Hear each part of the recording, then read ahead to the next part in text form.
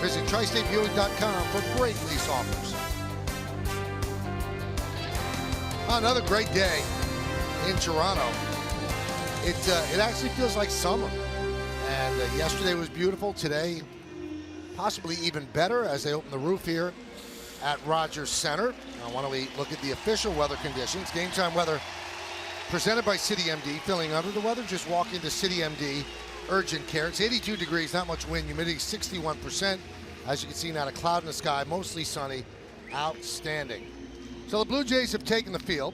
So why don't we take a look at the Yankees starting lineup, which is presented by Lexus. Yankees are 85 and 68. Back in the lineup, playing left field, Brett Gardner leading off. Batting second and playing right field, Erin Judge. Gary Sanchez will catch, he'll bat third. Cleaning up, shortstop Didi Gregorius. Chase Headley will DH, he'll bat fifth. Batting sixth, the center fielder Jacoby Ellsbury. Starlin Castro at second base, bat seventh. The number 8 hitter, first baseman Greg Bird. And Todd Frazier, the third baseman, will bat ninth. And the Yankee lineup would be facing Joe Biagini, 27-year-old tall right-hander, 6'5". He was a 2011 San Francisco 26 rounder at a UC Davis. There you see his numbers mostly out of the bullpen. He was a Rule 5, which he was picked up by the Giants last year by the Blue Jays. Actually, this is his third start that you see this windup, that he's coming from a complete windup. He always threw from the stretch. Let's take a look at the pitcher scout report. Brought to you by your Tri-Honda dealers. This is what he has. Fastball, curveball, changeup, cutter in that ratio. Throws about 94 miles an hour. His last 5 starts, not good at all. 0-3 with an ERA over 6, a batting average against over 300. And he gets a lot of ground balls. When he's right with his changeup and his curveball combination, he's 4th highest ground ball rate in the American League with a minimum of 100 innings, 56% behind Keuchel, McCullers, and his teammate, Marcus Stroman. Let's take a look at the defense, which is presented by Geico. You've got Hernandez in left, Pilar in center, and Bautista over right. Infield, it's Donaldson going, Varney and Smoke. That's third to first. Rafi Lopez is behind the plate, and on the mound is Joe Biagini. So Brett Gardner did not play yesterday after being hit in the right shoulder, but he is okay today, back in the lineup. He's ready. Joe Biagini is ready. And let's do it here in Toronto. First pitch is a strike, and we're underway. Home plate umpire is C.B. Buckner. Mark Carlson at first, Nick Lentz at second, and Phil and Culbreth, the crew chief, is over third. Gardner has an 11-game hitting streak, 19 for his last 49. That's 388. That's a strike. 0-2. So as we told you, the Yankee magic number is 1. If they win, they clinch a playoff spot. Or if both the Angels and the Rangers lose, then the Yankees clinch a playoff spot.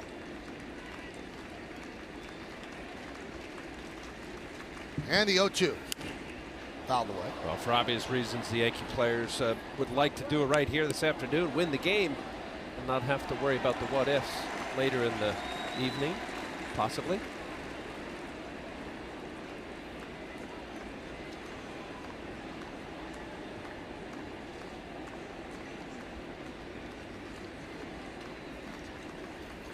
Swing and a miss. Gardner down on strikes. 1 away. I mentioned about the curveball changeup combination. Well, here's the 12-6 from Joe Biagini. A real good curveball.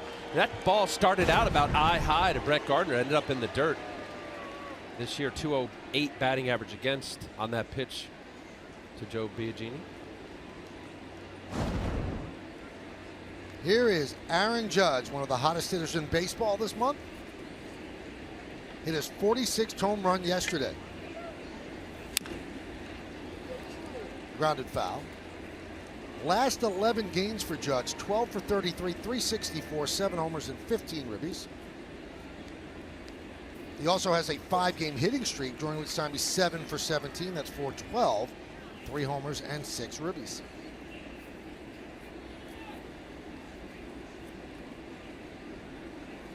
The 0-1. Grounded foul. I mean, you mentioned that home run last night. Oh boy, this was, I mean, right off the bat. They got a 113 mile an hour plus, just ricochets off the start of the third deck here at Rogers Center. It's 46 home run on the year. Impressive. So many ways. I'm up around that Tom Cheek sign.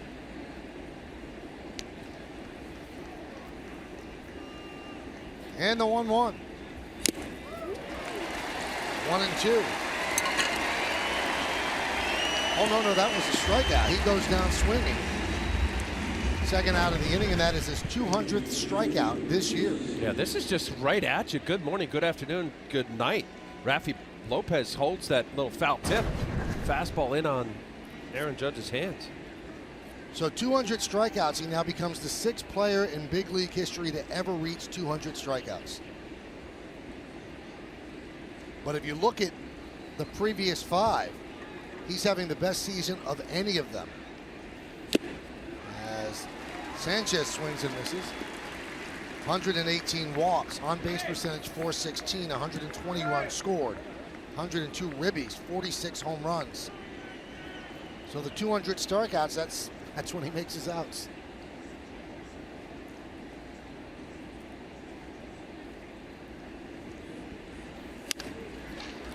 Grabbed there by Donaldson, spins and fires, and Biagini works a 1-2-3 inning against the Yankees. So the Yankees go down in order.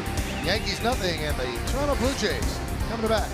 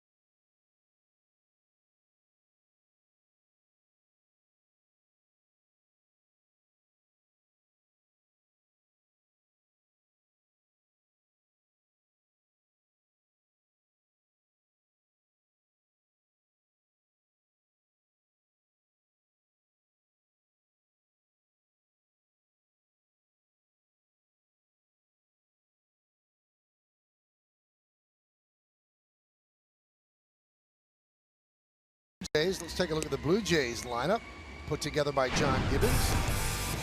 Teoscar Hernandez in left field. He'll lead off batting second. Third baseman Josh Donaldson. Justin Smoke at first, hits third. Cleaning up, right fielder Jose Bautista. Kendrys Morales at DH will bat fifth. Batting sixth, the center fielder Kevin Pillar. Ryan Goins at shortstop bat seventh. The number 8 hitter, second baseman Darwin Barney. Rafi Lopez will catch, and he will bat ninth. Sonny Gray on the mound. He'd be making his 26th start. Most of those with the Oakland A's. He was traded over from Oakland. There you see the combined numbers. As a Yankee, pretty good. 10th start. The record doesn't reflect it, 3-6, but an ERA at 3.29. So he's actually pitched better here with the Yankees. Let's take a look at the pitcher's scouting report, brought to you by your Tri-Honda dealers. This is what he has. He has 2 types of fastballs: a 2-seamer that'll run into the righties, 4-seam that stays upstairs, true or straighter throw, a slider, curveball, changeup in that ratio. Throws a lot of sliders and changeups to left-handers. A slider batting average against a 135. Hey, get me some runs, fellas. His last 6 road starts, 5 of them, he's had 1 or 0 runs in them, and he's been good against the Jays in his career. Lifetime 7 starts, a 3-3 record at an ERA at 2.6.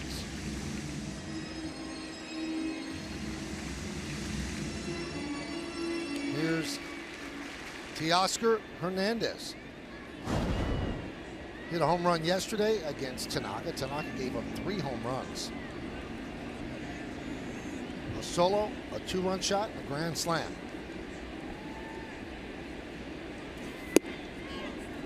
Low and away. 1-0. Yeah, Tanaka got into the 6th and ended up giving up 6 hits. And St. Michael, 3 of them home runs. That big one was the Ryan Goins grand slam.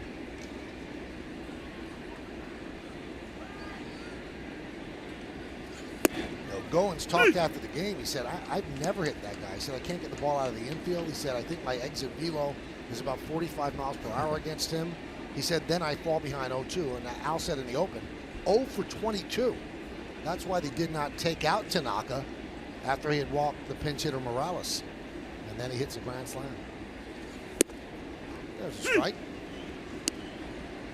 Yeah, even as disheartening as that was, Michael, Yankees only put together 3 hits last night, and one of them was the solo home run by Erin Judge, his 46th. He actually had 2 of the 3 hits. Todd Frazier had the other one, a double.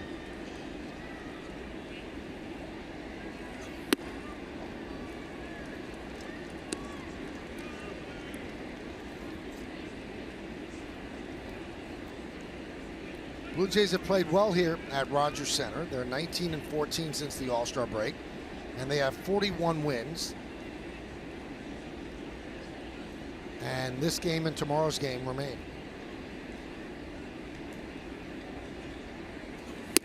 Strike 3. Hernandez down looking. That's a good pitch right there. C.B. Buckner, veteran umpire. I don't know if Hernandez liked that pitch, but I mentioned at the Open, see how Sonny Gray had his hands off, fingertips off the center? That ball cut a little bit. Nice frame job by Gary Sanchez. This would be a great view right here. Looked like it was off the plate a little bit. Probably a ball, but the only one that mattered was C.B. Buckner.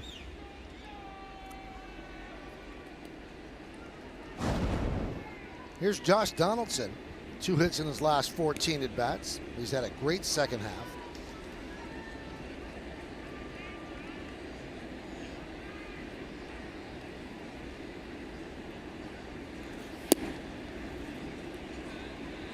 Blue Jays are 8-6 against the Yankees this year. So this game and tomorrow, and then 3 games to finish the regular season at Yankee Stadium. So they're 8-6, but they've been outscored by the Yankees 73-65.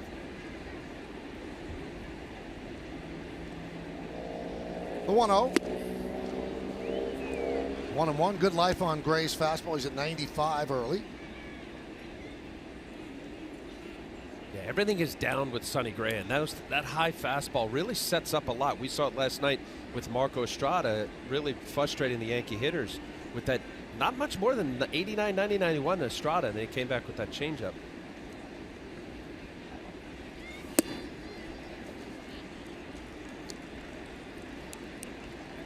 .95 miles an hour. The fast pitch speed analytics brought to you by Fios. Pitchers are taught to be down in the zone, splits, sliders, curves. You know, I think the art of throwing upstairs higher than high is been lost a little bit. It's very effective. 3-1.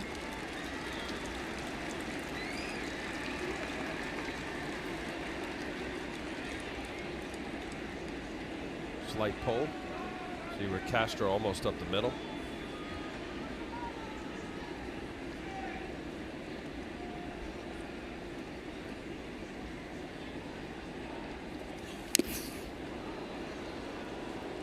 That got Gary Sanchez.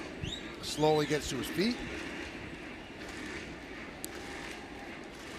And every time I see this, Michael, the catchers just get torn up.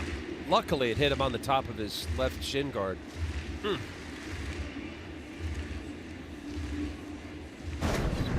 Banged up and battered, catchers.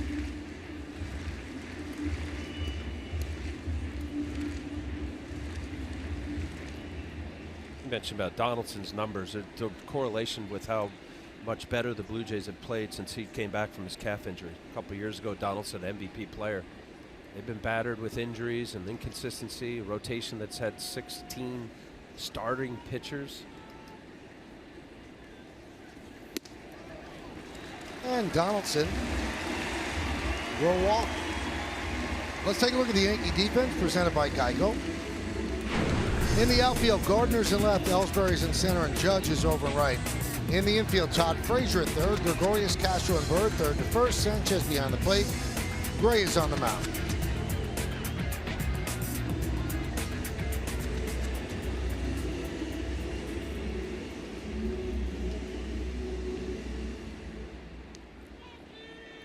So here's Justin Smoke. 0 for his last 12. Yankees shift. 3 infielders on the right side.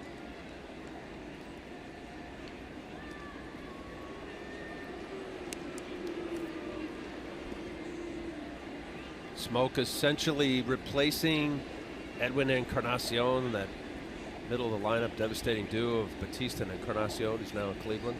Smoke's had a good year.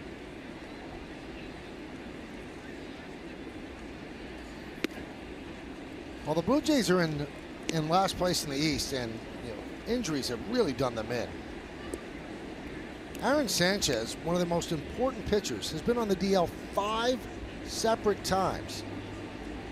Actually, still on the DL, so 4 separate times, all with the injury to the middle finger on his pitching hand. 4 separate times. Tulowitzki's been on twice. He's on the DL right now with a bad ankle.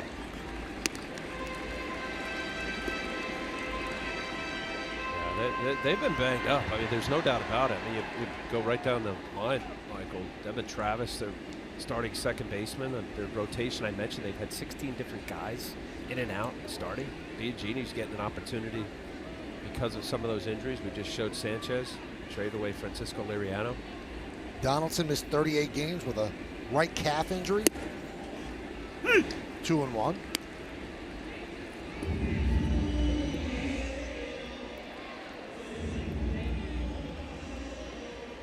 I think it's fair to say that this has been a disappointing season for the Blue Jays. I mean, there was some uncertainty with trading away a popular, devastating bat in the lineup with Edwin Encarnacion, but they just have underperformed, and especially they've really underperformed offensively. Well, not trading. They lost him as a free agent. Right. Yeah, I didn't mean trade, but yeah, he went to Cleveland as a free agent.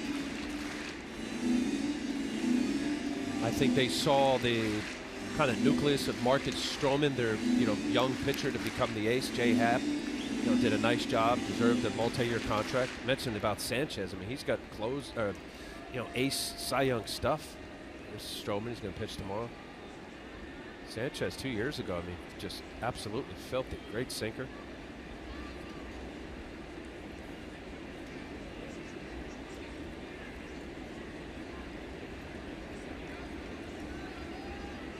Two. Base hit through the shift. Donaldson will stop at second. Smoke picks up a single. First and second, 1 man out. Here comes Bautista.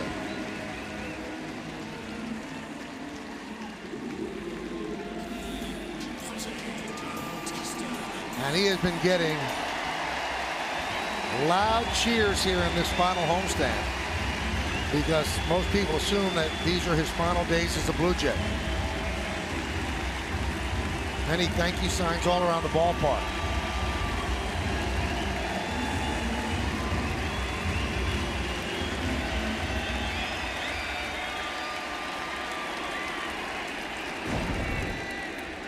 Front page story in the Toronto Sun about how he is an iconic Blue Jay.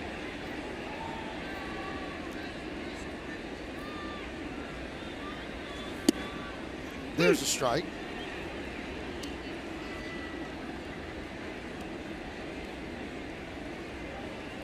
Been a big drop off in production for him, hitting .203, 22 homers, 61 ribbies.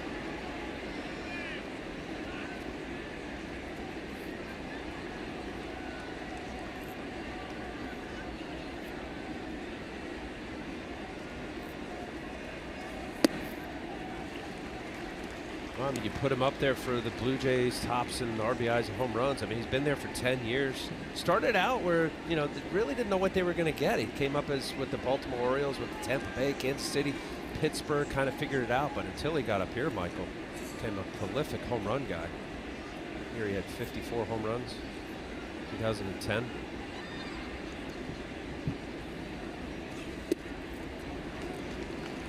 Gray does not have pinpoint command so far here in the first inning. You could see that a lot of these pitches, they're fastballs, but they're cutting, they're sinking. He's got an unusual grip on his fastball that'll actually make the ball move the way it is, and often you're not really sure if it's actually he's trying to throw a hard slider, or is that a changeup that he overthrew. It's definitely a feel kind of situation with Sonny Gray early in the game.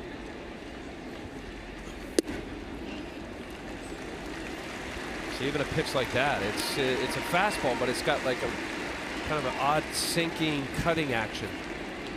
I don't know. A couple times now there was a pitch in a bat against Smoke that C.B. Buckner called low. Yeah, that's down. It had plate coverage, but that ball's down.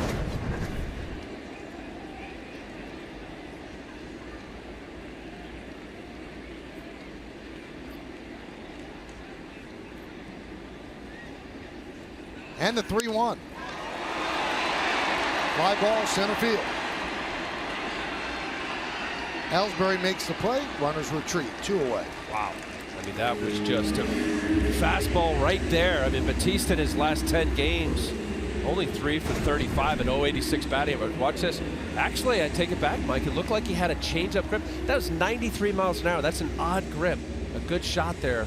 I mean, you see Batista putting his head down. That is almost down the middle. It's a little bit on the outer part of the plate. See the grip here? He's got his finger off to the side, so it's a 2-seam grip with a little space between his index finger and middle finger, and it cuts. It's 93 miles an hour. There's Kendrys Morales. Pinch hit walk in the 6th inning yesterday against Tanaka, leading then to Goins coming up to the plate.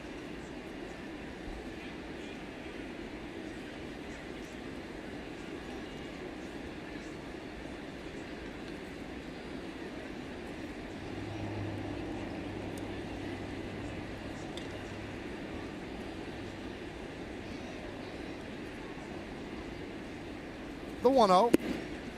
2-0. Veteran Kendrys Morales. I said about Justin Smoke kind of replacing Edwin Encarnacion. That's not really the case. That Kendrys Morales signed a multi-year deal. Another guy that early on struggled a bit, but very consistent switch hitter.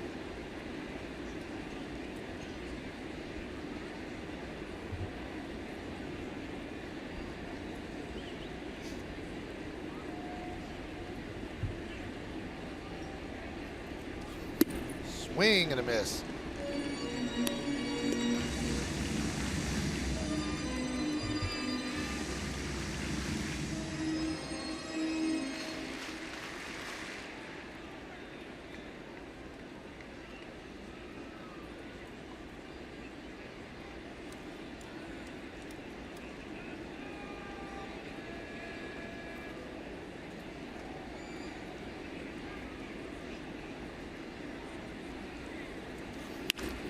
Line to left field. Here comes Gardner. Slides to make the play and end the inning.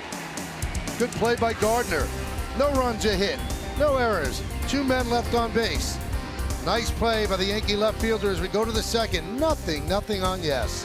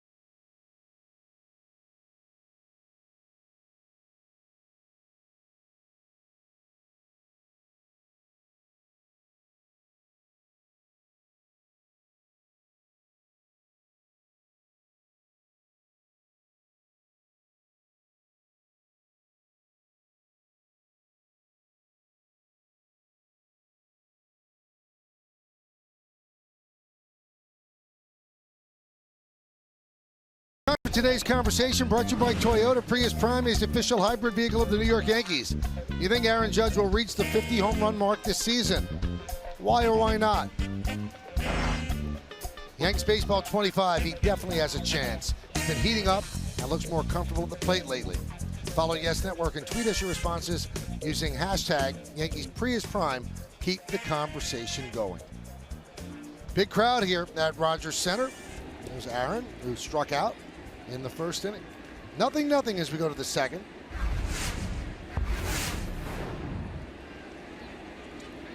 Here's Didi Gregorius. 1-0. Career year for Didi. You see the 25 home runs, 84 RBIs, career numbers. Most home run as a Yankee shortstop, breaking Derek Jeter's 24 home run high. 2 for his last 19 as he's dipped under 290. Put together a really nice season.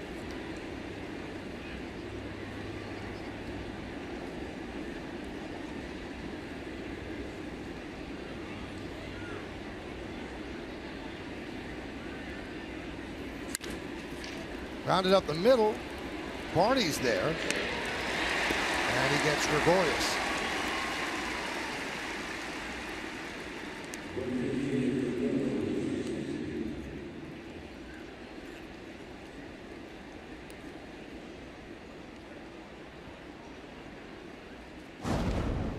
Here's Chase Headley. Al said earlier, Yankees managed just 3 hits last night.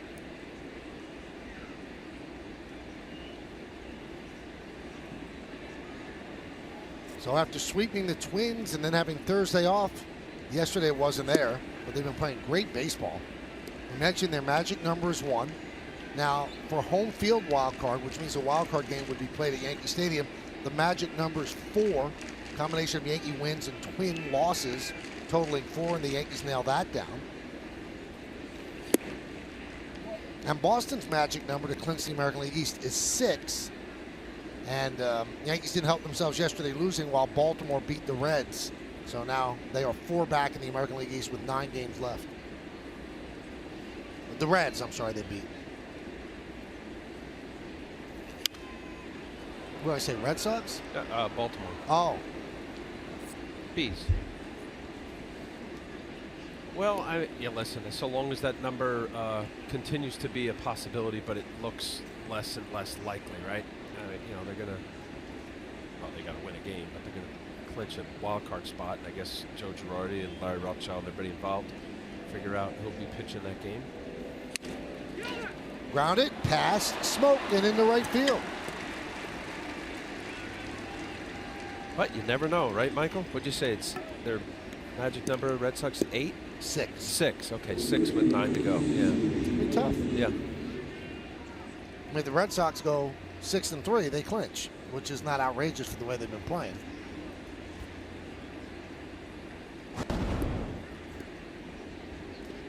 Here's Jacoby Ellsbury.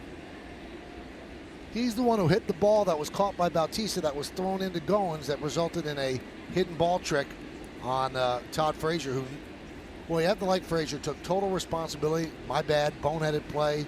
Really didn't have any excuse. Didn't try to make an excuse and said he was not at all upset with Goins. He said it's part of the game, and I thought I kept my foot on. If you look at it, he was just like turning around, and his foot came off the bag as if you would lift your foot just to spin. It wasn't like he was falling asleep there and wandered off the bag.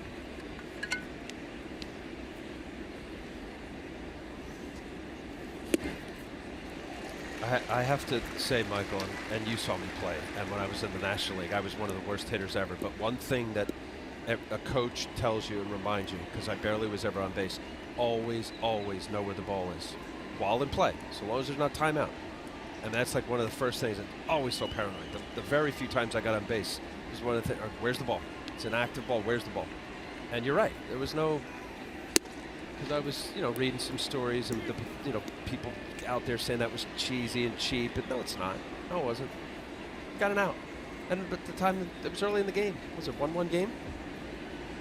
Yeah, the Jays got to run the bottom of that inning.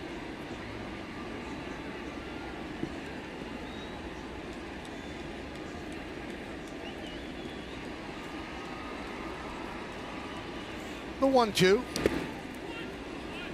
Blocked by Lopez, 2-2. It was actually headsy, and while sitting up here and having played with the Blue Jays, Roberto Alomar was great at little quirky stuff. He would have tried to pull something like that. or fake throw. Runners a lot of times get a big turn around third base, throw to third base. Heads up.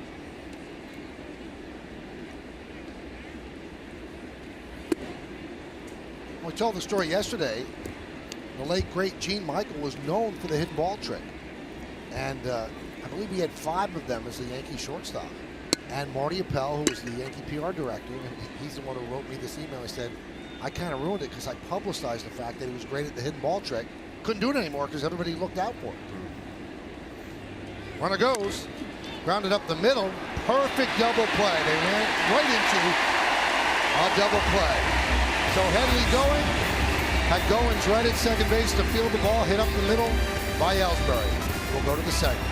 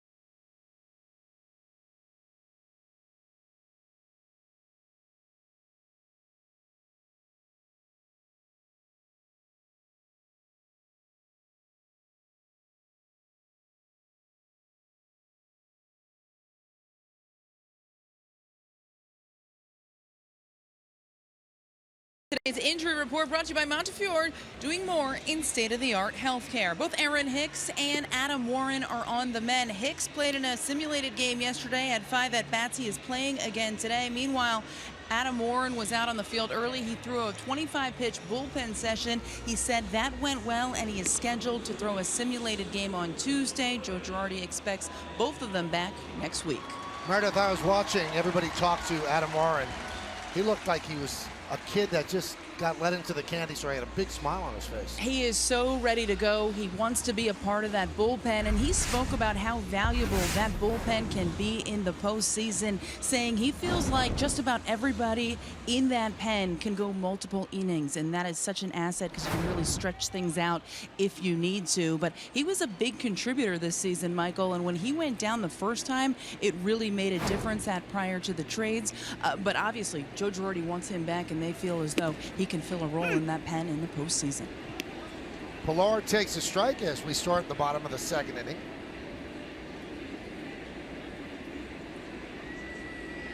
I mean, that is kind of a wow. Adam Warren coming back. I mean, as good as the bullpen has been, you know, where does he piece in? And Meredith, you're right. I mean, 45 games, an ERA 2.4. Just adding more length to already a dominant bullpen. Like, let's say the wild card game. If Severino starts that, not great over 3 innings, they can go to Warren, they could go to Chad Green. They don't need that much out of their starting pitcher. I mean, obviously you want length, but you don't need it because you've got so many zeros that you could bring in out of the pen.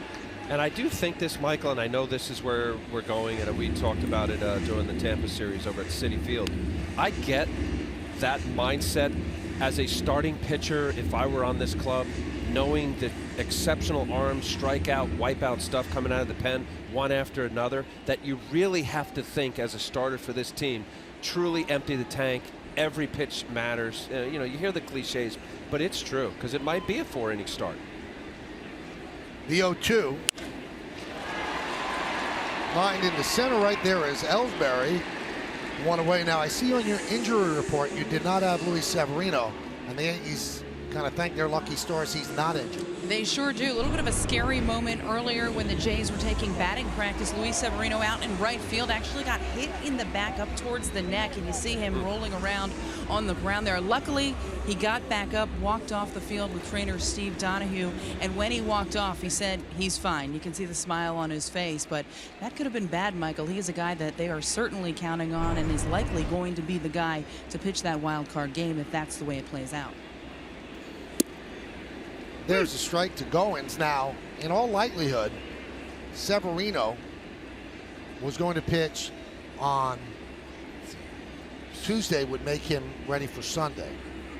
But they might hold him now to Thursday if they're out of it with the Red Sox, and that gives him more of a normal entree into the wild card game. And this is going to be interesting because Luis Severino has told me several times that he is a creature of habit. He does not like to pitch on extra days rest. He doesn't like to sit around for the extra day or two. Now, there's only so much you can do in configuring it so he doesn't do that, but that's something to consider as well, where he feels comfortable. 1-1 to Goins, fouled away. So if that is true, and you try, listen, we obviously aren't privy to what the decision is, but if he is the starting pitcher, assuming they are the wild card team on Tuesday after the season, you want to get him with the proper amount of rest and what that starting pitcher feels comfortable with. So he'd pitch on a Thursday. Now, Thursday would do that. So Yep. the Thursday start, he'd have a lot of rest, but then the wild card start, he'd be pitching on normal rest if they move him to Thursday. And a lot of that has to do with what happens if the Yankees pick up 2 games today and tomorrow on the Red Sox. Right. Then all of a sudden the lead is 2, and then you change your outlook because they had moved Severino to pitch that game against the Twins so that he could get 3 starts, the final start being Sunday.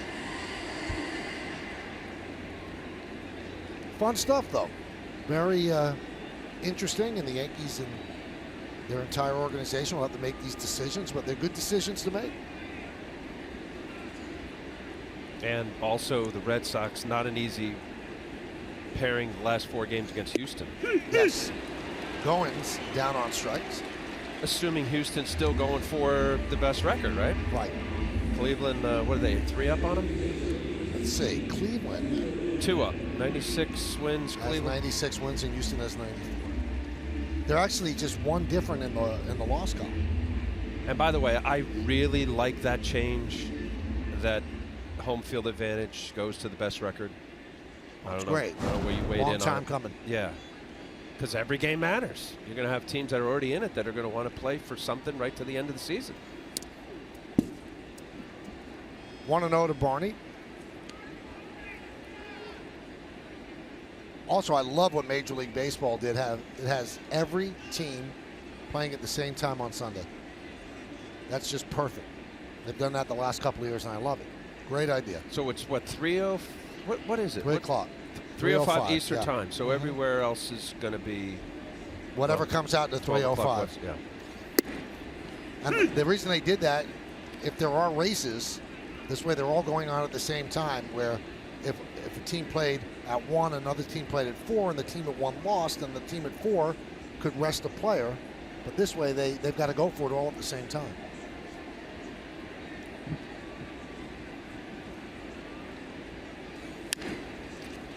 Ground ball to third. Frazier gets a nice hop across the bird, and Gray bounces back with a fairly easy 1-2-3 inning. We're going to go to the third. 0-0.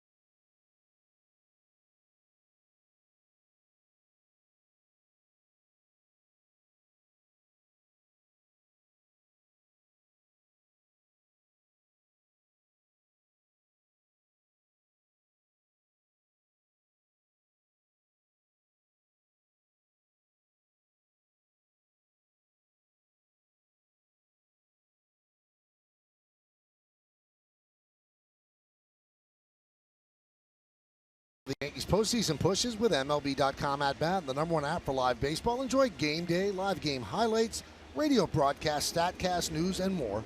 Download MLB.com at bat and do it today. Got a Judge in the stands. We go to the third inning, bottom third of the order for the Yankees. Castro, Bird, and Todd Frazier.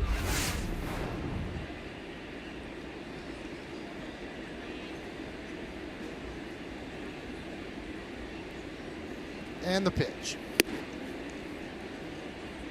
1-0.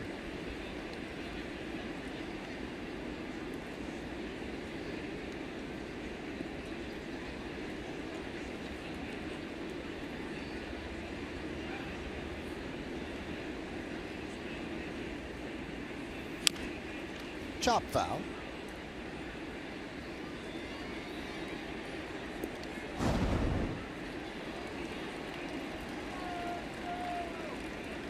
And the Castro right at that almost 300 mark hasn't been quite the same since the coming off the DL, the right hamstring injury. Missed 31 games.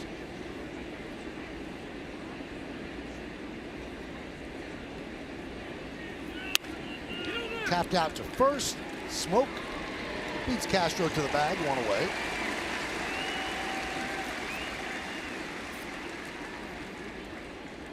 Yeah, kind of a two-strike swing. I mean, when Castro's right, I mean, really, it's like a baton. The bat is. He gets the barrel of the bat to the ball.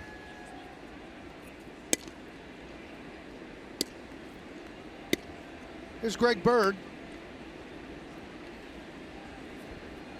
5 for his last 21, hitting 164, 5 homers, 18 runs batted in. Missed most of the season with that problem with his right ankle. Has come back from surgery and felt no pain. Pitch outside. And it shows you what the Yankees think of Bird, that they keep running him out there when they have other options like Matt Holliday. But Bird is their future, and they also think they're present. And it wasn't just a couple of days ago, Kevin Kernan's story in the New York Post where Erin Judge said Birdie is our best hitter. It's high praise on a team of professional hitters. Wow, that's a big endorsement.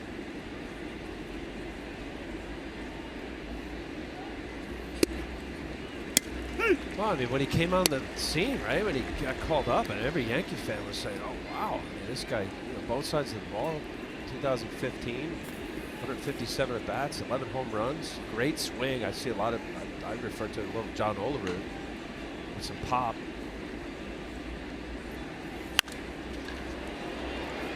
High fly ball. Left center. Pilar is there to make the play. 2 away. Red Sox lead the Reds 1-0, top of the third inning.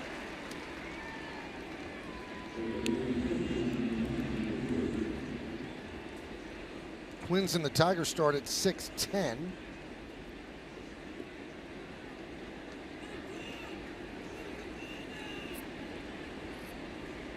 Rangers and the A's a 9:05 start. And the Astros have already beaten the Angels 6-2. So even if the Yankees don't win,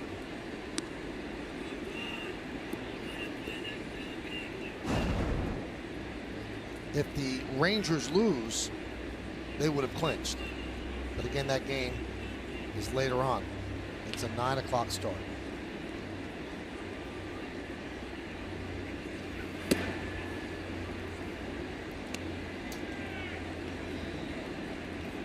The Angels really have to be disappointed with the way they've performed. I mean, they got right there, and now they just can't win a game. Lost 5 in a row. Of course, they're facing Cleveland and Houston, but, you know, you've got to win games against whichever team's in front of you.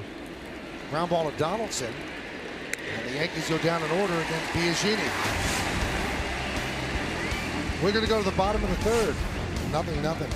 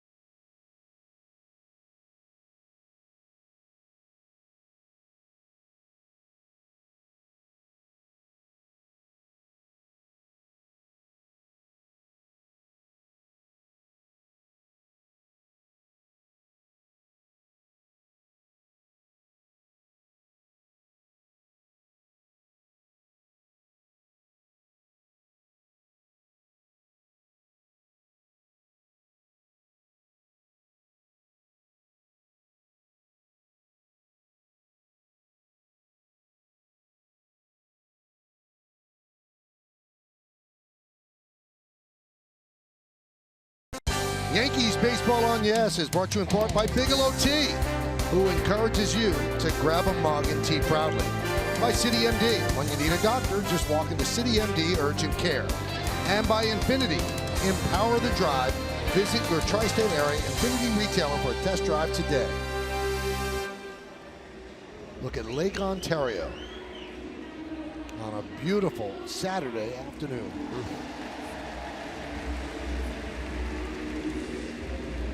It'll be 9-1-2 in the Blue Jays order against Sonny Gray.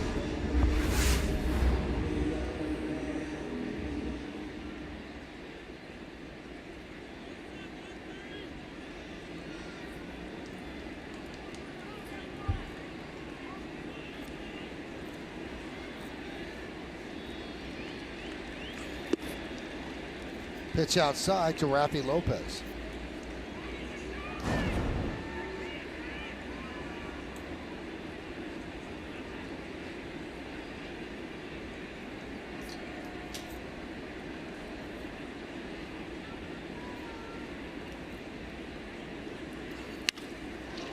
High fly ball, center field.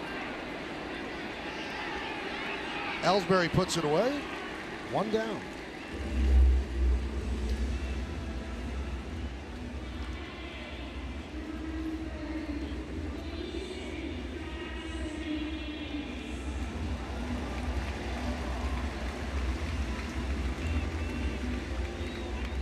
Here's Teoscar Hernandez. Struck out looking in the first inning against Gray.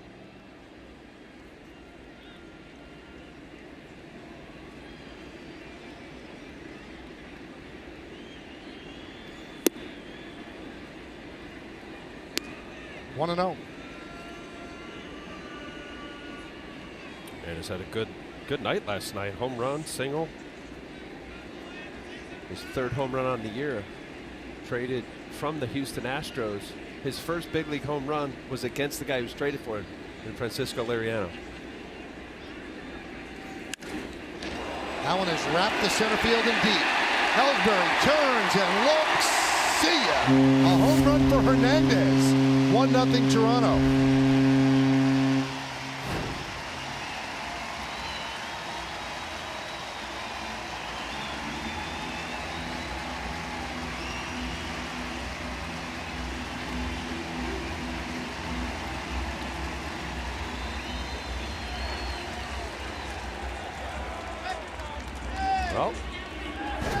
Well, so roll off my tongue. 3 home runs. Here's his 4th right down the middle. Sonny knew it right when he threw it. Ball was supposed to be away. Watch the ball here. It's supposed to be outside. It ends up actually being middle of the plate. Hernandez knew it too. Way out here center field. Donaldson fouls it away. Yeah, that's just a smooth, easy stroke. Fastball up, out over the plate. Up in what used to be called the Windows Restaurant.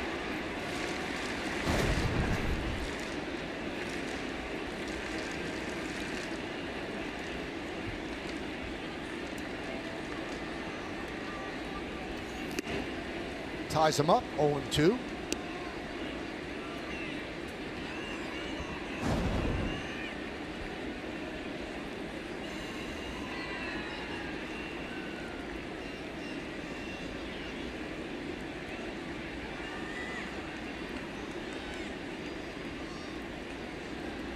And the pitch. 1-2.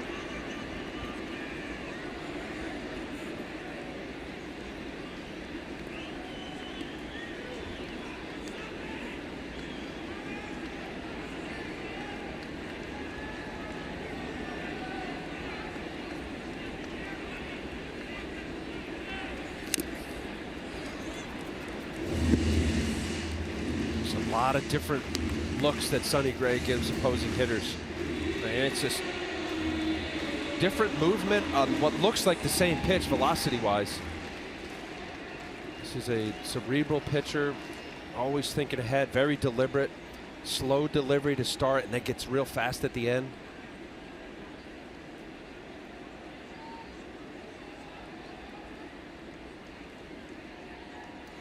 Swing and a miss. Donaldson down on strikes. I mean, kind of what I'm talking about, Mike. He went fastball away, then he cut it in, and that's got it. I mean, it looks like a changeup, but he's throwing it 91 miles an hour, and his fastball is 93. So it's an unusual two-seam grip that has movement of a changeup, but velocity almost of his fastball. So it's real special knack for a guy to really understand fingertip pressure on the baseball and what it can do. You see the grip there, kind of a spaced, separated finger. Line drive and past the diving Castro into right field. So a base hit for Smoke. He's 2 for 2. Not wasting any time. Justin Smoke turning on a first pitch heater. I mentioned about an all-star type season. This a fastball, what should be a two-seamer going away. Anytime you see that Gary Sanchez setting up outside corner, the two-seam grip, it actually had a little cut, but Castro in short right field almost got it with the big shift.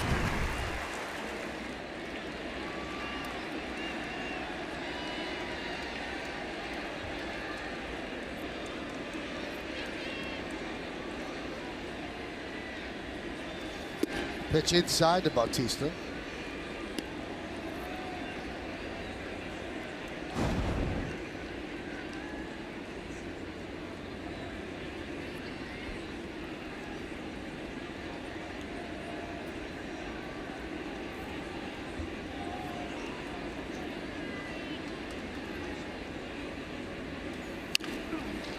Ground ball, left side.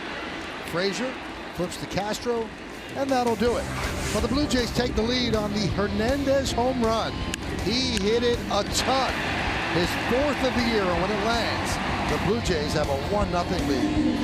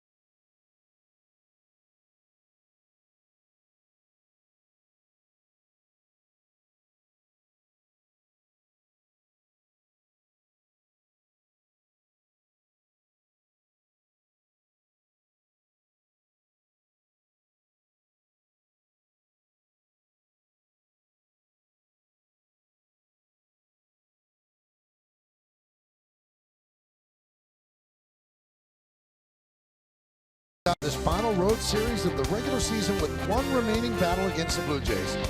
Coverage begins at noon with outing batting practice today and the Chevy Yankees pregame. And we've got the call right here on Yes, streaming live on Fox Sports Go.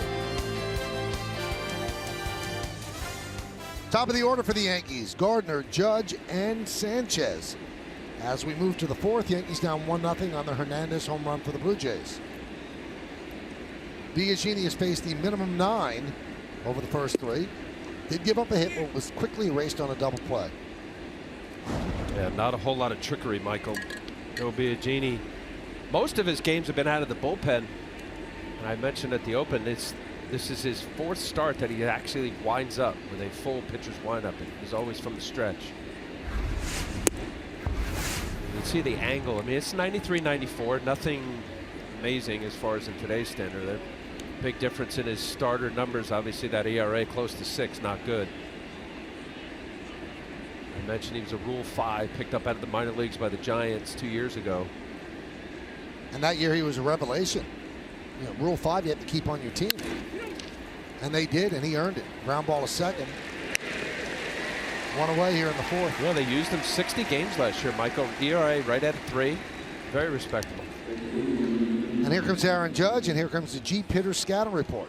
Well, Erin Judge, what else could you say? Well, here, I'm going to be specific. He's bashing the Blue Jays. 360 batting average against, 7 home runs, 15 RBIs, only in 14 games.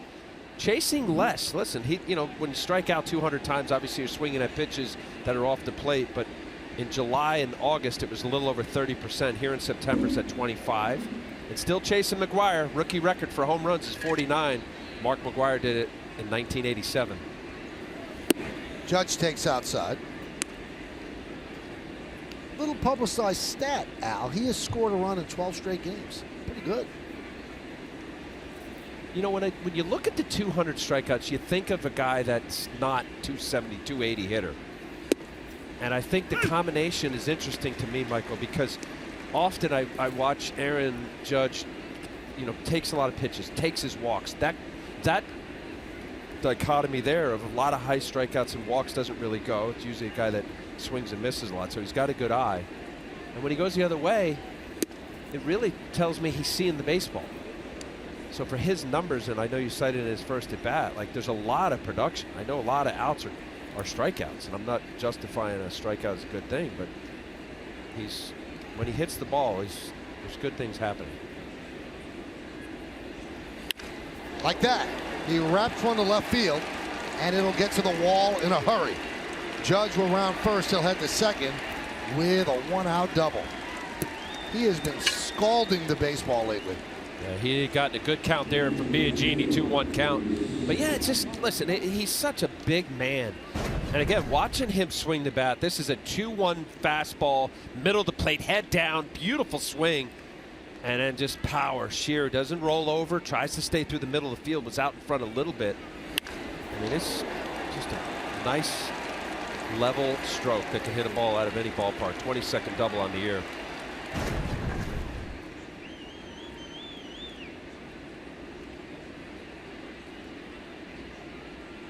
And here's Gary Sanchez. Judge the tying run at second here in the fourth. 1-0 Blue Jays. And I think, Michael, with, listen, 300 hitter, you're an all-star, future Hall of Famer possibly, but I think with all of the metrics and the video and analysis and launch angles, at the end of the day, see the ball, throw your hands, and try to hit it square. Try to hit it hard. And I think sometimes hitters now, they get just inundated with a lot of information. It becomes alphabet soup.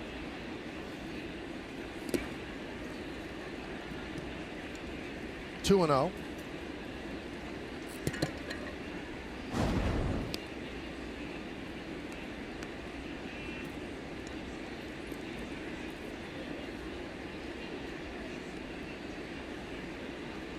Sanchez grounded to third. Nice play by Donaldson in the first inning. So he's 0 for 1. Hitting .278.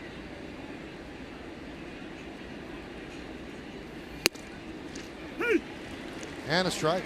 Yeah, he thought that ball was high. He's going to look back at C.B. Buckner.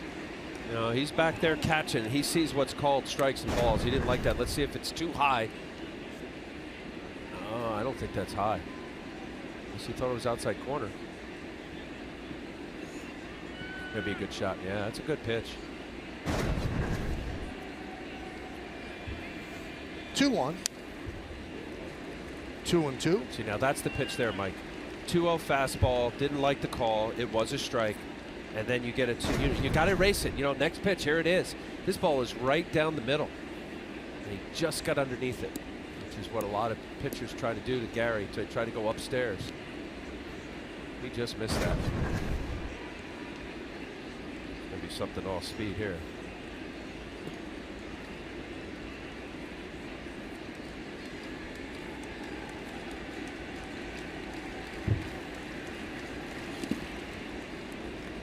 Three and 2. Nice block by Lopez, keeping Judge at second. Blue Jays have 3 hits. The Yankees have 2. Blue Jays have a 1-0 lead here in the top of the 4th.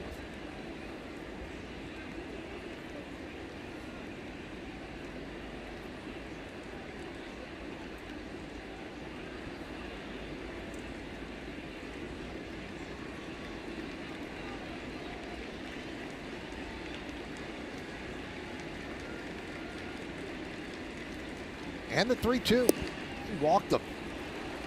So Sanchez works a walk. First and second, 1 man out. That brings up the cleanup hitter, Didi Gregorius. Yeah, that's a nice at bat right there by Gary Sanchez. Open base. Oh, Biagini was pitching him carefully once he got behind.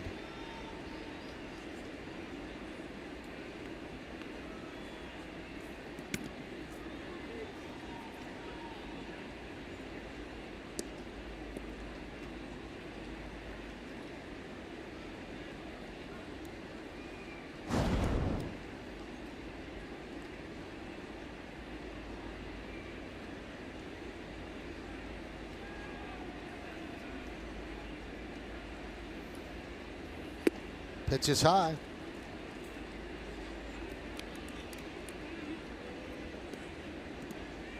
I mean, it's only 46 pitches into this. I mentioned that Biagini's mostly been a reliever. Starting to miss command-wise a little bit. Especially upstairs, overthrown fastballs. Usually that's an indicator. Get a strike.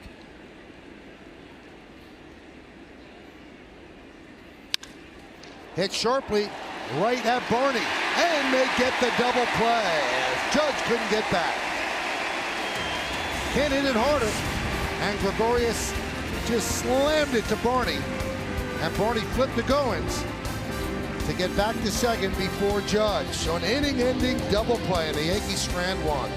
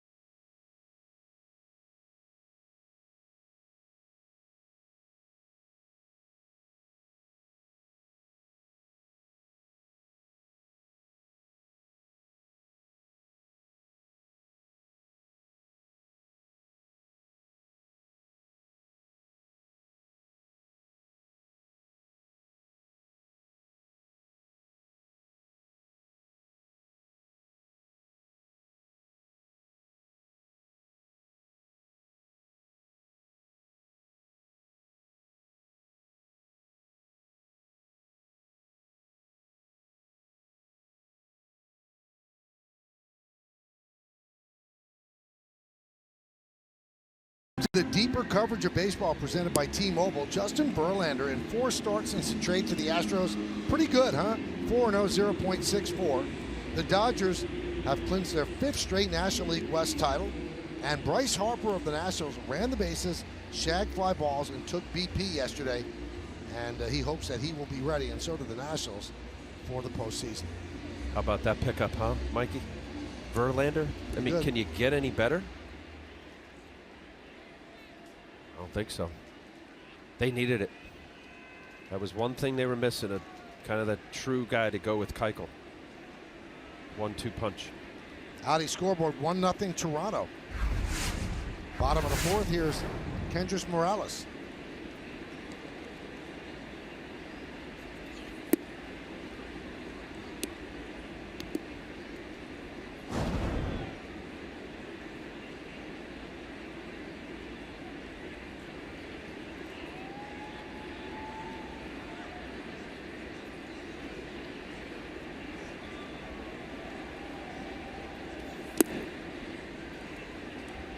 2-0.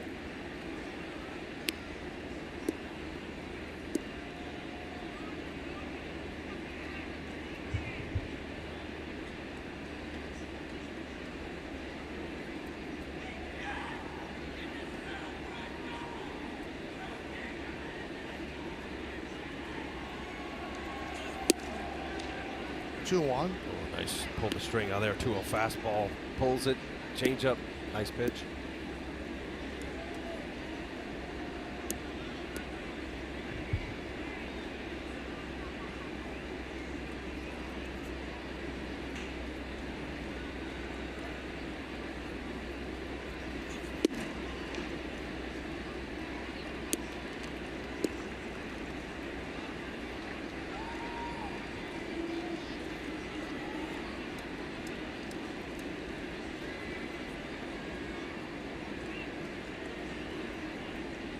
Three infielders on the right side for the switch hitting Morales, hitting from the left side.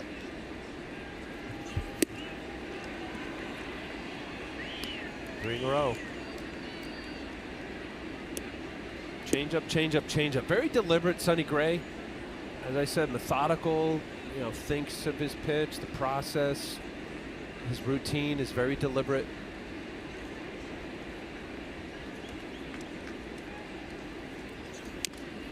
Tap back to Gray. 1 out. Have you watching the Jumbotron in the center field? In between innings, last inning. Look at this right here. This is, to me, I mean, I could vomit just thinking about it. This is the CN Tower. And now it was one thing to just get up there. They had a glass floor and you stand on this glass floor and look straight down. They have people go outside and lean off the edge. Brian Cashman did it. No. Yeah, he did. Would you? I'm going to do it tomorrow. You are not. Yeah, I plan to. If I get here on time, yeah. All right. Meredith and I are going to do it. No, you're doing it. All right. I'm not. Michael, I feel like last year you said there's no way you would ever do that. Change my mind. Nice play by Gray to get Pilar. We're all allowed to change our minds, right? All right, good. We're going to hold you. Everybody listening. Michael, are you doing it, Meredith? If Michael does it, I'll do it. All right. Great. So we got a nice little package tomorrow somewhere in the 3rd or 4th inning of these guys leaning off the CN Tower. You might have to do the game alone. Can you do it? I can do it. I think there's a better chance of me doing that than you doing the game alone. And Al, you can come along and take pictures. I could take, but I couldn't do that. Honestly, I would be. I get nauseous just thinking about it. Brian Cashman said it was great. Yeah, but he like goes down buildings and stuff, doesn't he? Right. So if he can do it, why can't you? Because some people can do stuff like that. Could you jump out of a plane with a parachute? You know what? That's on my bucket list. I don't know if I'll ever do it, but I would like to. I'm out on that, Al. No chance.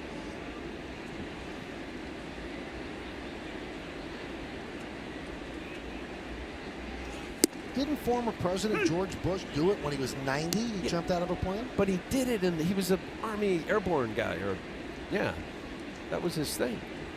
Or he was a pilot. Well, something a little higher on your bucket list to be what, mayonnaise and mustard? Maybe I'll eat it while jumping out of a plane.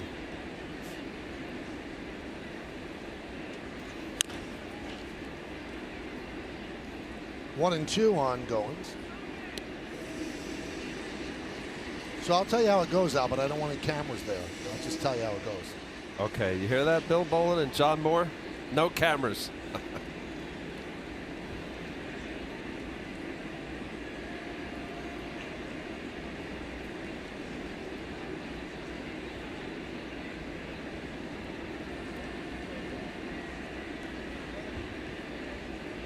The 1-2.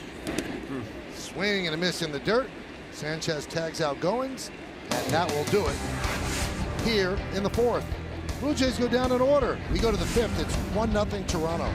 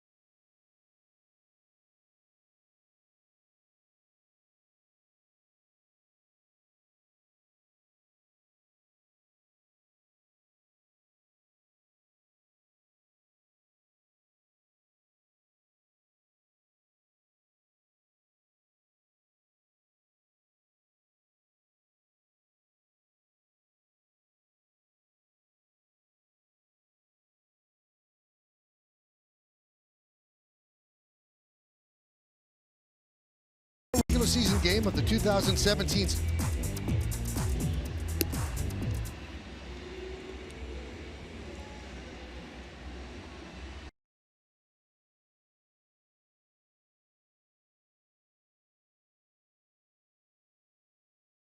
We go to the fifth inning. It is 1-0.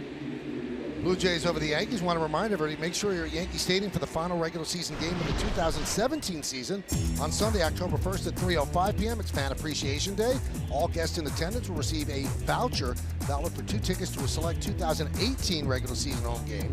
For tickets, log on to Yankees.com, visit the Yankee Stadium ticket window, Yankees clubhouse shops, or call Ticketmaster at 877-469-9849. Chase Headley leads off. And he takes low from Biagini, 1-0. Last 3 starts, Al told you this, and you see the GMC scoreboard, Toronto 1-0 over the Yanks. Last 5 starts, Biagini 0-3, 6.17. And we saw this with the Yankees on Sunday against the Orioles when they're going for the 4-game sweep. A pitcher that had a terrible season. Ubaldo Jimenez completely shut them down. So there's no rhyme or reason sometimes to this offense. Sometimes it'll put 12 runs on the board and an eye blink and you wonder how it could be stopped. And then they get shut down by Ubaldo Jimenez, and now 4 shutout innings by Joe Biagini, who's been struggling.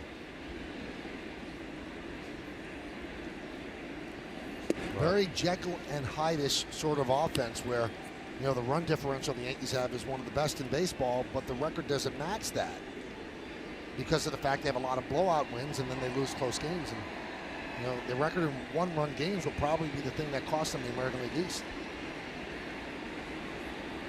3-0, right down the middle, 3-1.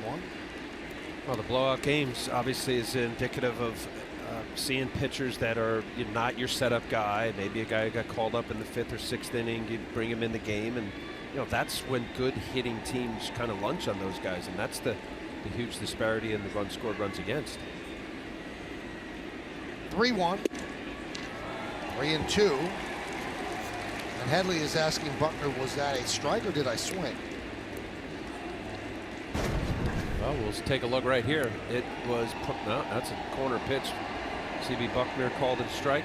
This is not a swing, I don't think.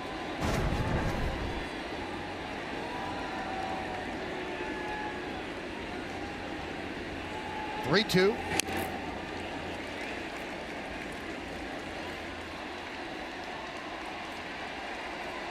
Well, I mean, Joe Biagini here, you know, we mentioned his last 3 starts, Michael, but, you know, 4 starts ago, he goes 7 scoreless innings, strikes out 10 Baltimore Orioles. So even within his stint of starting, there's been Jekyll and Hyde. It's a 2-pitch pitcher. I've only seen fastball, curve. And a walk to Headley. And we'll go back to Bob Lorenz. He has another update.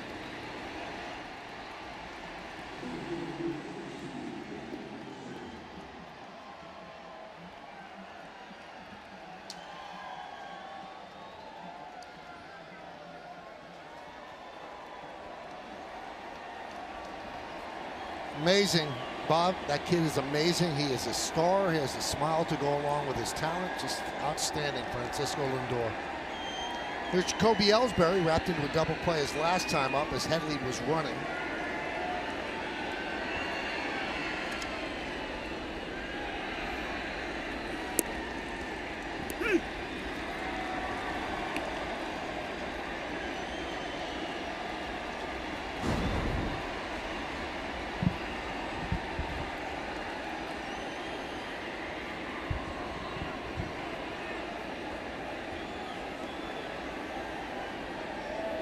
Runner goes.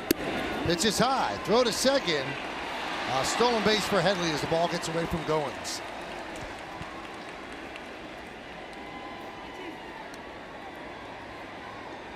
That ball right here. Let's take a look right here. He's running.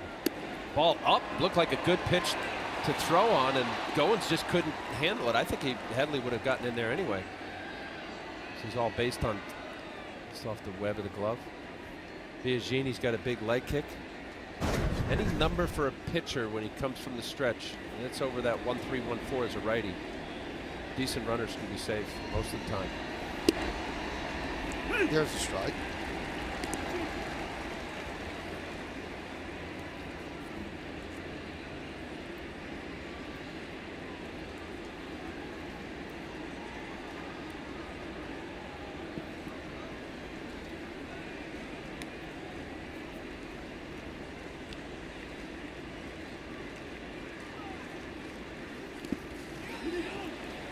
Check swing. Did he go? He did. So Ellsbury down on strikes. I think what makes this hard, you see how high Biagini comes from, 6'5". That was a swing right there. C.B. Buckner got it.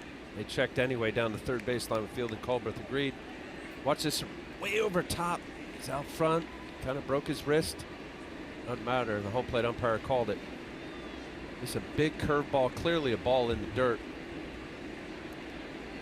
That angle was a little more questionable.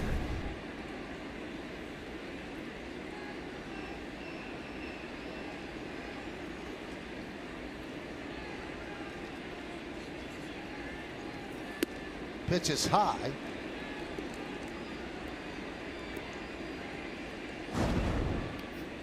One 1-0 on Castro.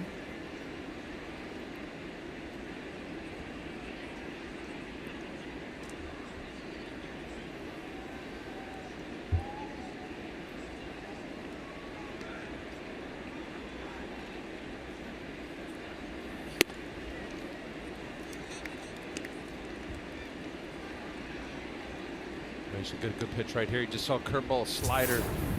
Stalling Castro stay on through the middle of the field, right center approach. Good pitches by inning. Reasonable pitch count. Here in the 5th inning, 60 pitches.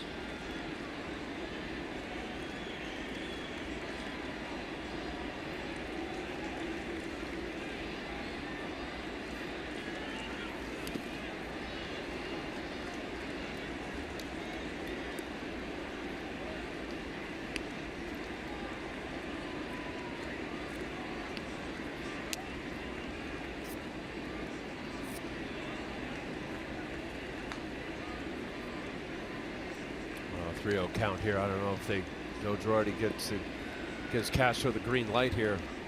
Biagini's just showing him just enough wildness off the plate. Walked Headley. Now he's 3-0. High take. Yep.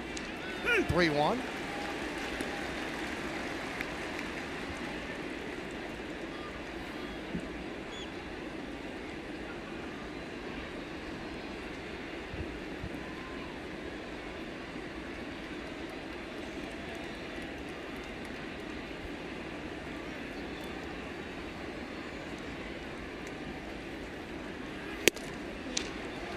So a walk issued to Castro.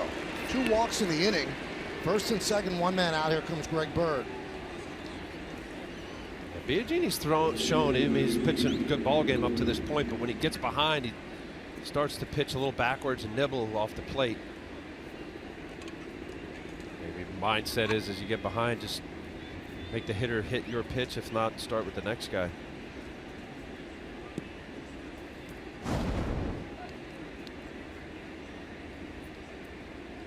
Bird with a high fly ball to shallow center in the 3rd inning. First and second, 1 man out. We're in the 5th. 1-0 Toronto.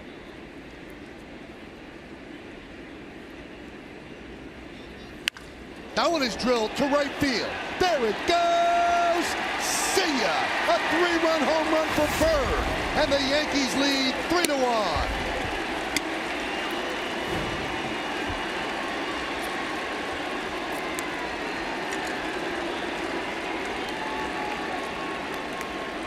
Well, patience is a virtue. Bird hadn't struggled coming back from the injury.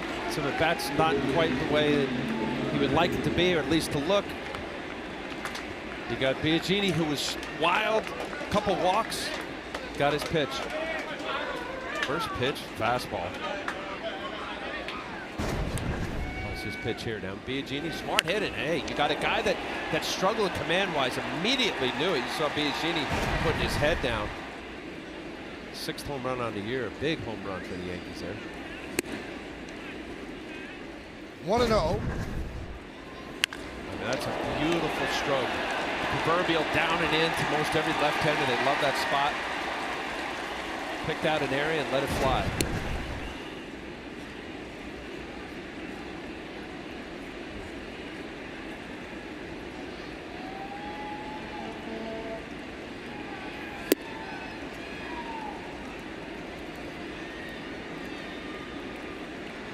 And a trip to the mound by Lopez. So Bird is 6th home run, now has 21 runs batted in. And that swing right there, Al, the people wonder, well, what do the Yankees love about him? They love that swing. They love how quiet it is, how he's selective at the plate. And they think if they get him healthy, and he's right, he will put up very good numbers for the Yankees. I mean, when baseball people see that, watch this, just what Michael just said, like quiet, smooth, balanced, head down, not fooled. I know first pitch fastball, see that on the Mercedes-Benz Yes Mo, that was just perfect, beautiful. And I mentioned John Olerud, I still see it in many areas of his swing and game. And another walk, 3rd walk of the inning as Frazier takes a free pass. And here comes Pete Walker. So 4 strong innings, and it's falling apart for Biagini here in the 5th.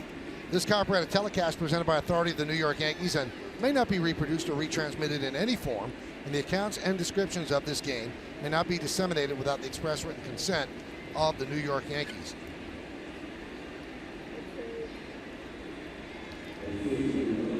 Yeah, just cruising along, but with, you know, the hitters are watching and they see what Biagini's doing. He did have 1 start against the Yankees in June. It's a good game against the Yankees, 7 innings. Took a loss, 1 earned run, 6 strikeouts. His pattern has been just that fastball curveball combo.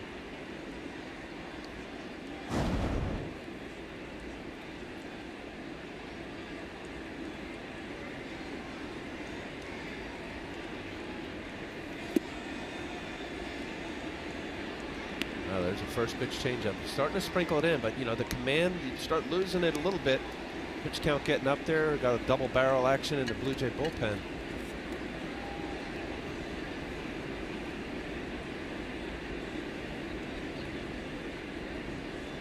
Meza and Barnes.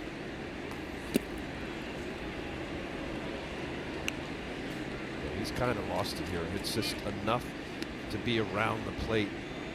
Be selected, pick something out. Don't do him any favors.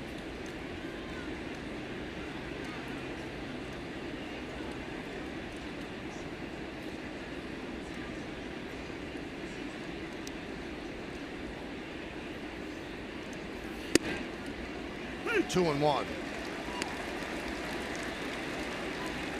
Gardner's 0 for 2, sitting on an 11-game hitting streak.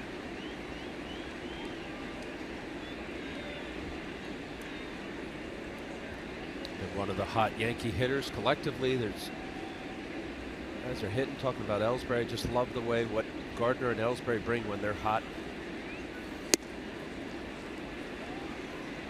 Create offense, get on base, advance to runners, steal bag, first to third, set it up for a big guy like that or Sanchez.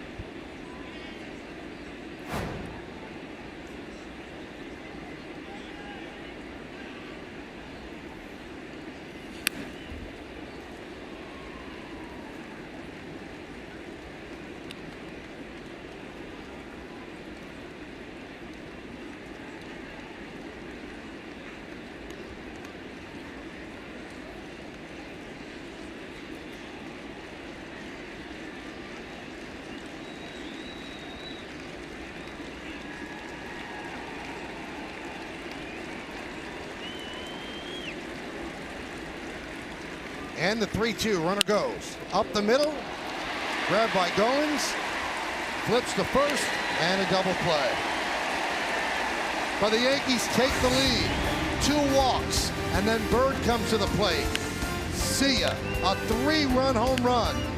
Greg Bird has given the Yankees a 3-1 lead. We're halfway through.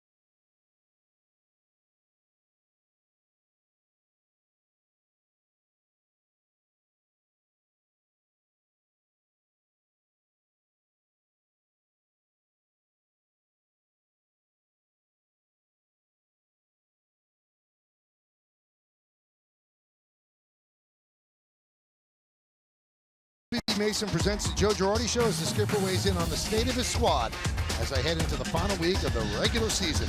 That's tomorrow at 5. It's only on Yes.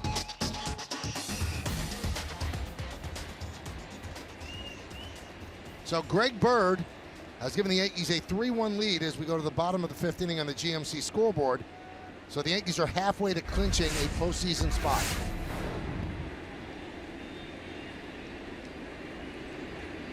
Barney leads off. Breaking ball strike. And Sonny Gray's got a little run support. I mentioned that scatter report. His last 6 starts, 5 of his 6 starts on the road, he's had either 1 or no runs run support. Hard to win a game.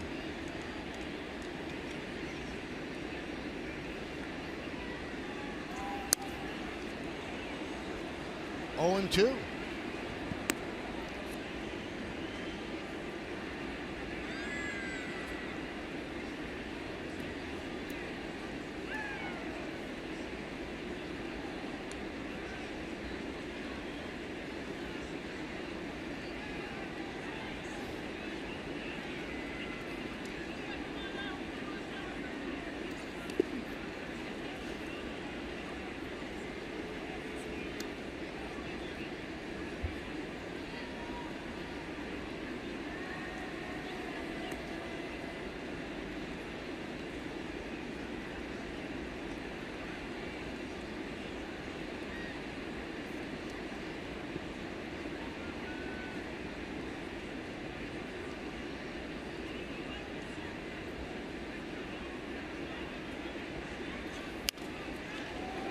Popped up right side.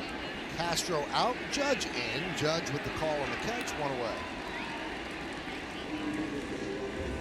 Yeah, I don't do this a whole lot, Michael, but I want to wish a lifelong Yankee fan a happy 85th birthday. Her name is Agnes Roenbeck. Since 1996, she keeps score and notes of every single Yankee baseball game.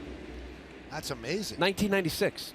Born a Yankee fan, but since then, you talk about a lifelong fan. Happy 85th birthday to Agnes Roenbeck.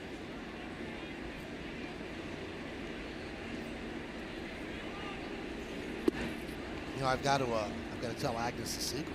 What is it? So she's kept score of every game all these years. O'Neill's never kept score of 1. So her nephew Chris, he works at MLB Network. He sent me pictures because I was like, yeah, come on, and he showed me like old box scores and notes of games back in '99 and '98. Happy birthday, Agnes. Happy birthday. It's another birthday today too. Bruce Springsteen. Boss. Bruce Springsteen, boss. How old is he? 68. Bruce Springsteen. He's doing the Broadway, Bruce on Broadway, right? Yes, he is. Rip foul. Carlson had a duck and a landed foul.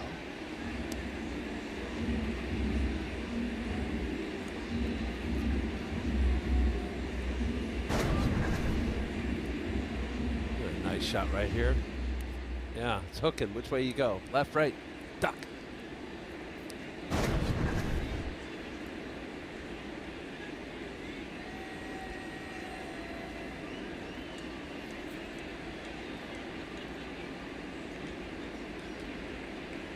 That's number 68 for Sonny Gray. And a push bunt. It's a beauty. It's going to be a base hit. Wow. Well, they shift on, and he had the whole side open, and he picked up a hit with the bunt. You know, it's almost a surprise, and I know, you know, doing these games now, I always see that. I'm like, why don't they do this? You got a sure hit every single game. 2-1 count. He rips the ball almost just outside the right field foul line. Then he puts down a bunt. Hey, why not on Mercedes-Benz Yes Mom?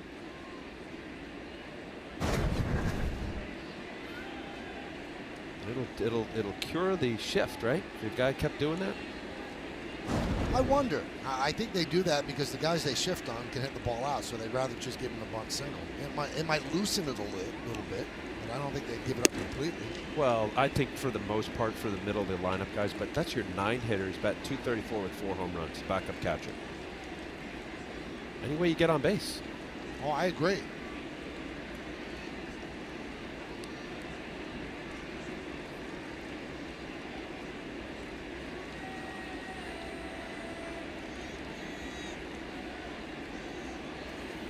But I've talked about this several times. I talked about bunting against the shift to Mark Teixeira. He said, I'm not going to do it. He said, I'll hit it over the shift. My job is to hit the ball over the wall, not to bunt through center. So there's different thought process for each player. He would not bunt. Now, Chase Headley does bunt against him.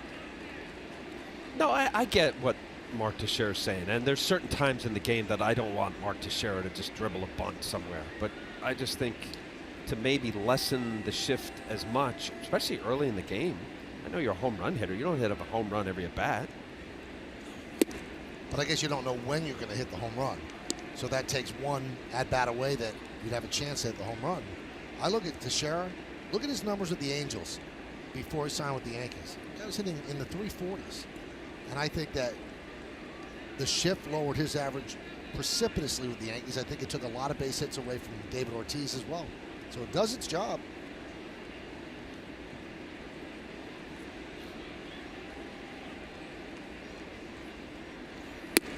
And that's one of the reasons that Brian Cashman was not afraid to have a righty-leaning lineup this year. He said because if you're a lefty, if you load up on lefties to hit home runs in Yankee Stadium, and righties can hit home runs at Yankee Stadium, you're taking hits away. All of a sudden, batting averages are going to drop because they're going to shift that way. So a righty could hit a ball in right field in Yankee Stadium, hit it out. 2-2. That one is lined to left field, and Gardner's there to make the play. And the Yankees have seen Hernandez hit a lot of hard-hit balls in these 2 games. Yeah, they have, and I didn't know a whole lot about it. Teoscar Hernandez, who was traded from Houston in minor league farmhand. I mean, he's had some good at-bats. That ball was hit hard. Gardner getting over to it, had topspin. He's had some, obviously, a couple home runs in these 2 games last night and now today.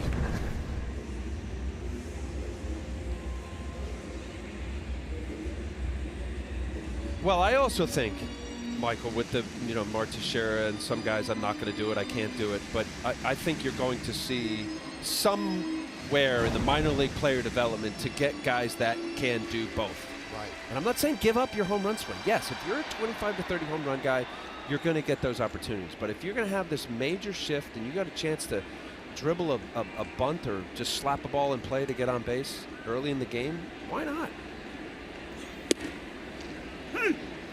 Strike to Donaldson.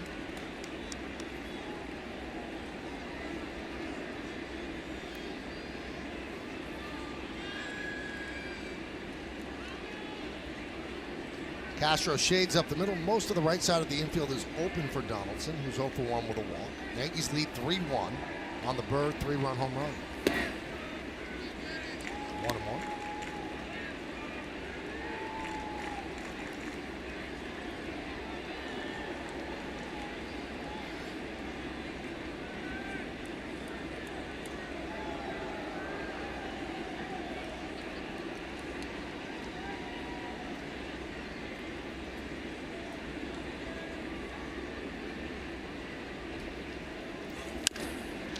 See if he makes the play to second. He does, so that is it here in the 5th as Gregorius gets the force at second. No runs a hit, no errors, and 1 man left on base. We go to the 6th inning. Yankees up by 2.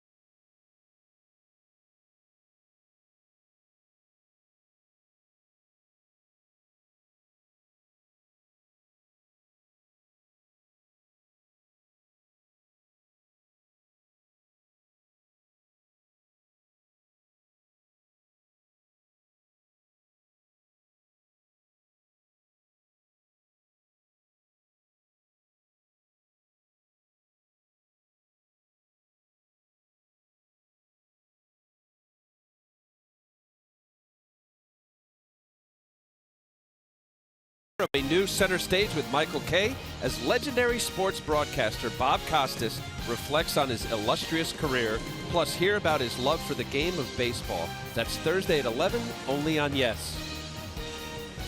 You're going to like that show. I will. You're going to like that show. Everybody will. Bob's a fantastic, just an exemplary talent and a great guest, great stories. I liked it, so hope you will too. I'll be tuning in. All right, so there's a new pitcher for the Blue Jays, Danny Barnes, taking over for Joe Biagini, who struggled in the fifth.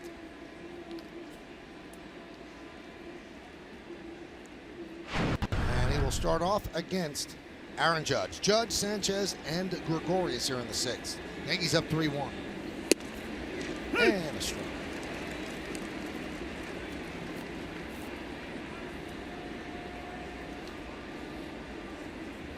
John Gibbons getting Biagini out. Looked like he was kind of losing it a bit. It was cruising along early on, getting to a higher pitch count, 74 for Biagini.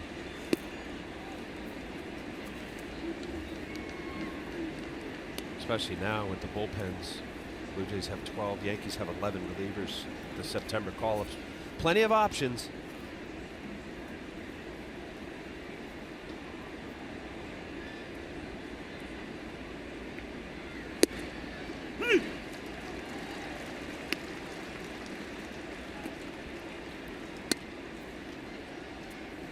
One and two on Judge. Bottom of the sixth inning, Red Sox up 4-0 over the Reds. Bottom of the sixth. Out of the way. Judge struck out in the first, his 200th strikeout of the year, then ripped a double to left in the fourth.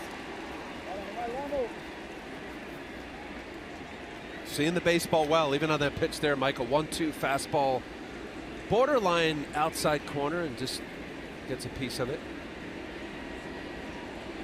His right center field approach covers the plate. Swing and a miss. Judge down on strikes. Wow, that's a good pitch. You don't see that often for right-handed pitchers to throw changeups to right-handed batters. It's a great shot right there. It looks down the middle, looks like a two-seam fastball, but it's 8, 10, 12 miles an hour slower. That is the pitch that Danny Barnes uses. Doesn't matter, righty lefty. Good pitch. And I never figured that, Michael. Left-handed pitchers don't throw changeups to lefties, and same with righties. That one is hit sharply to short. Goins makes the play and gets Sanchez for the second out. Hit it on the screws, just right at Goins.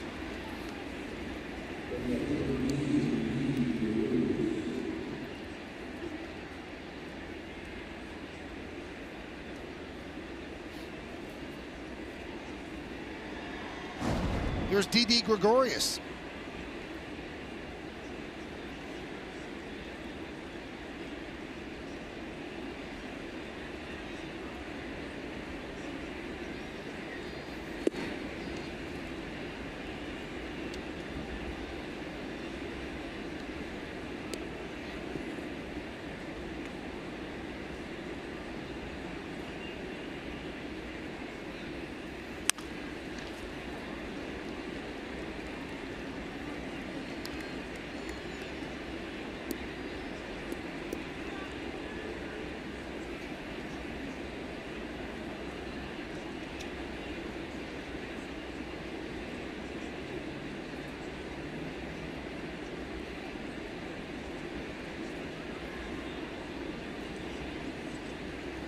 One.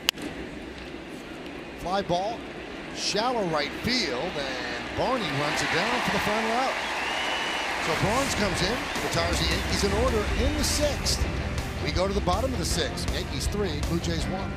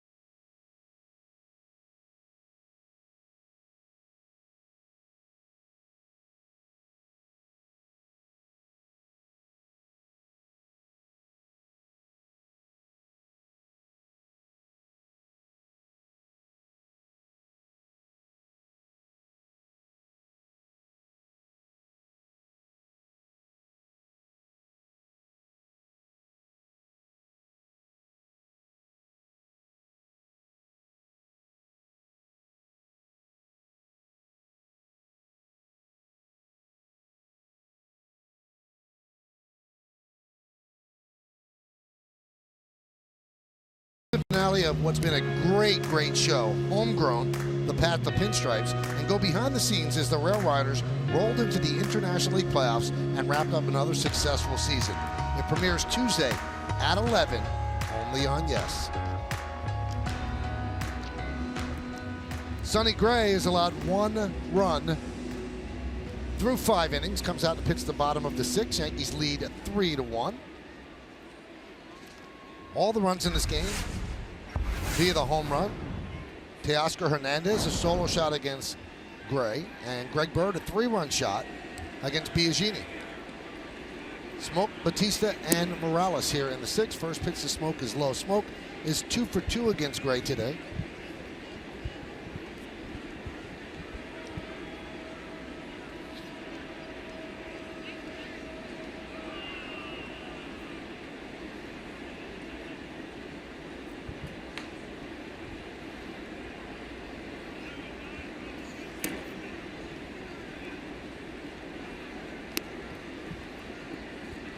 Aaron Loop is up.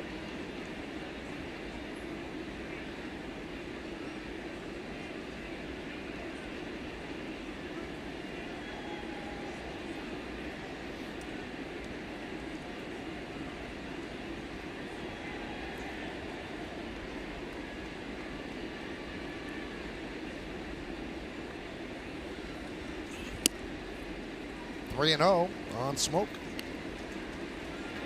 Well, getting some good looks. I know those few years, the battle of American League West when Sonny Gray was with Oakland, Justin Smoke with Seattle. He's had some good at-bats. There's a lot of windmilling arms right now in the Yankee bullpen as several relievers getting ready to get the call.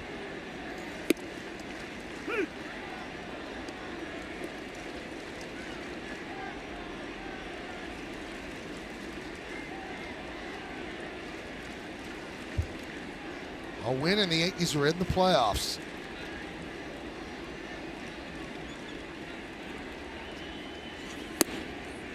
And a walk to Smoke. Well, you know, it's looking at Sonny Gray, the only blemish was the solo home run to Hernandez, but you know, he's a guy, as mentioned, deliberate, but when he's on, he's got a fastball that does a lot of movement. Looks like it's cutting, it's sinking. If you look at these pitches here, these are fastballs that have, well, there's a slider, curveball in the dirt, big swing by Goins, but really has mixed it up enough to offset some of these Toronto Blue Jay hitters today. Only 4 hits, and I mentioned the solo home run Hernandez hit in the 3rd inning.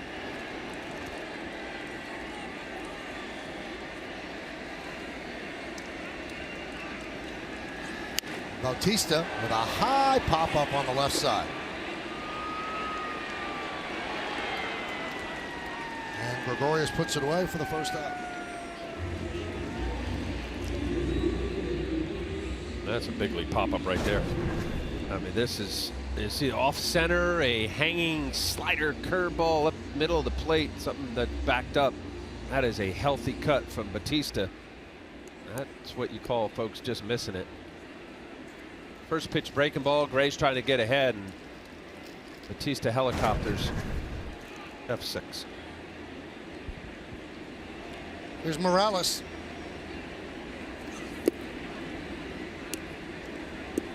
One and 0.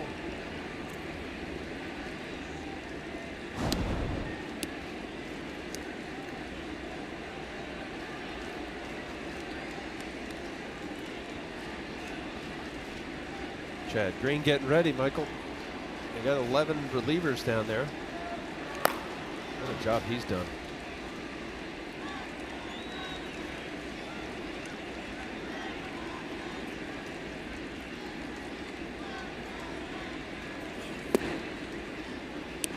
Two and 0.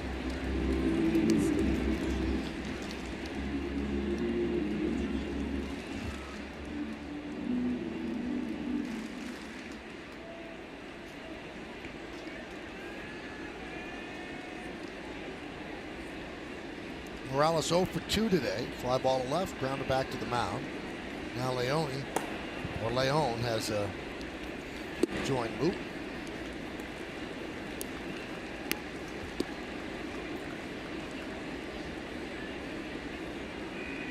Bit laboring right now from Sonny Gray, 85 pitch count. Trying to get through this inning. Get behind on a guy, Kendrys Morales. While he's a better right-handed hitter, most of his home runs have come from the left side. See if John Gibbons gives him the green light here on 3-0. Nope.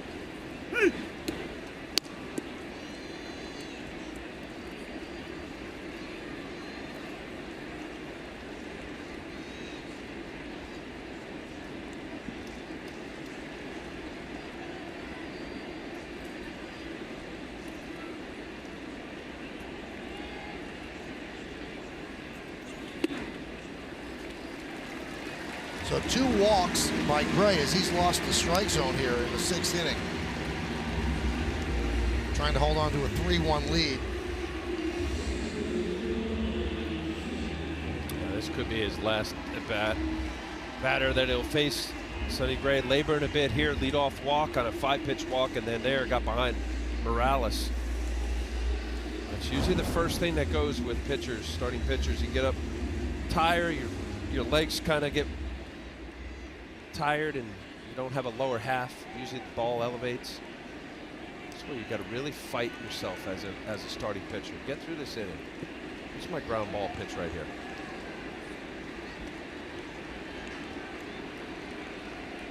Here's Pilar, 0 for 2 against Gray. And a strike. Blue Jays 0 for 2 today with runners in scoring position. Not been that many opportunities. They did get their run on a home run. Top of the 7th, Boston 4, Reds nothing.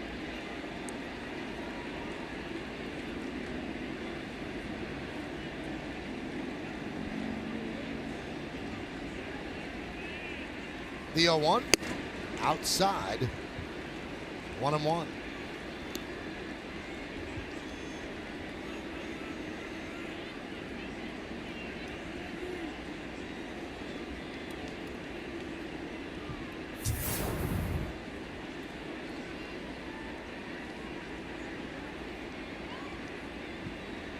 Five and a third innings for Gray.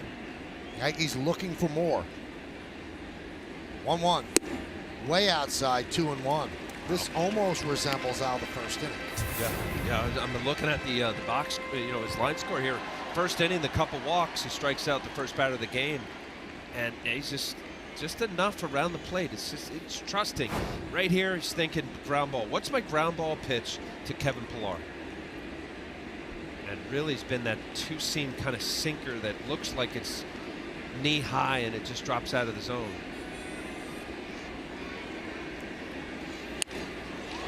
Line into left center field. On the run is Gardner, and he makes the play.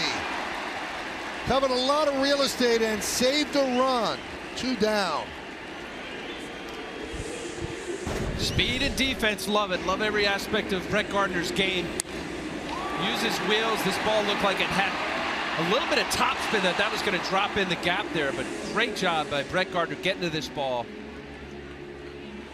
and catching what clearly at least one run would have scored. Ellsbury backing him up there. Nice play. Hey, you get good defense, cover a lot of ground. You save a lot of pitchers, a lot of runs, earned runs, and eventually wins and losses. This is a trip right here, Larry Rothschild. Look at him in the eye. 91 pitches. Get through this.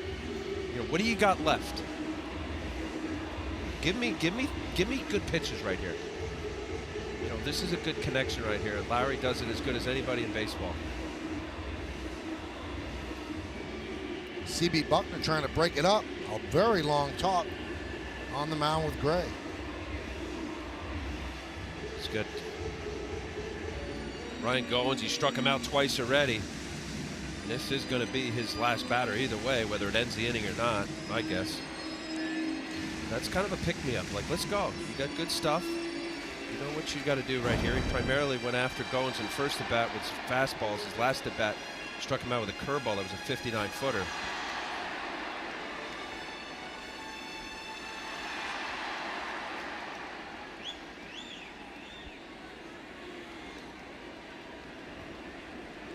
So here's Goins, who had the big blow in last night's game against Tanaka. First and second, 2 men out. Pitch upstairs, 1-0. So still throwing hard, 94 miles an hour. but he is certainly laboring here in the 6th inning. Which is usually the first thing that goes, Michael. It's not velocity.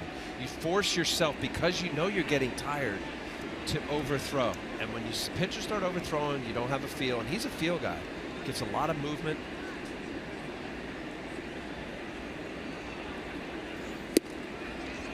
So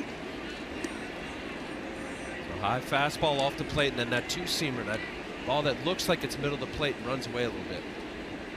It's a big at bat right here.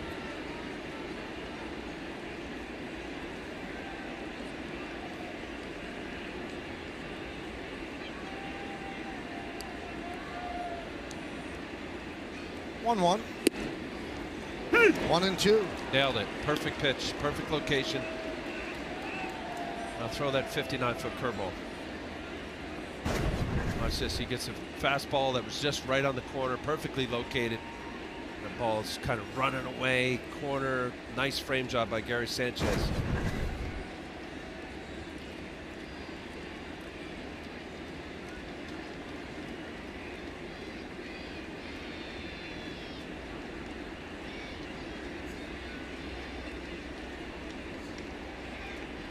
One, 2. Dials it up to 95. 2-2. Good show me pitch. Yeah, come upstairs. If it looking something out over, he throws that 95-mile-an-hour pitch to his face. Not even close. Actually had plate coverage. A little theatrics there. I mean, after the high fastball, he struck him out on a curveball that bounced in front of home plate. I'm throwing a curveball right here. See if he throws a curve. 2-2. Rounded up the middle. Gregorius gets goings, and Sonny Gray works out of trouble. No runs, no hits, no errors. 2 left. We're going to the 7th. 3-1 Yanks.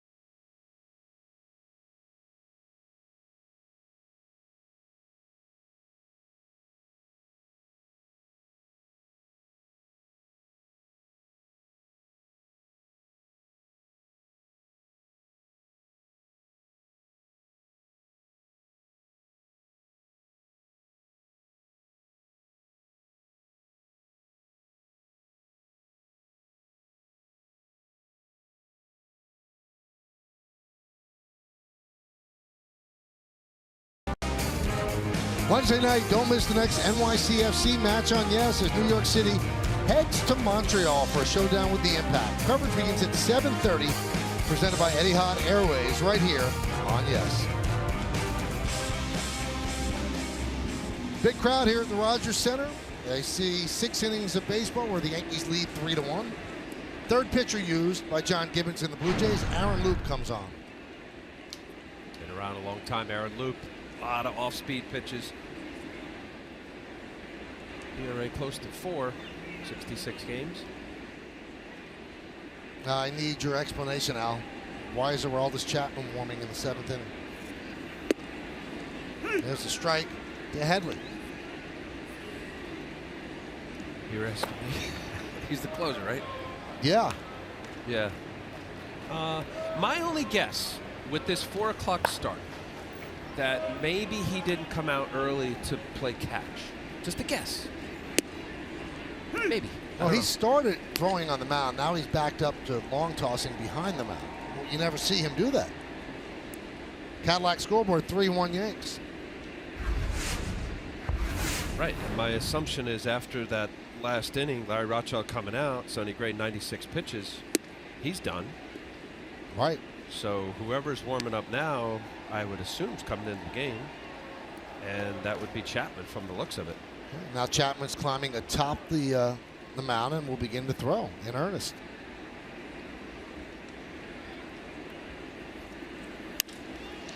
High fly ball, center field. Pilar is there. I don't have an answer, Mike. I mean, if he's your closer, why would he be warming up to come in the bottom of the 7th, and he's not pitching 3 innings?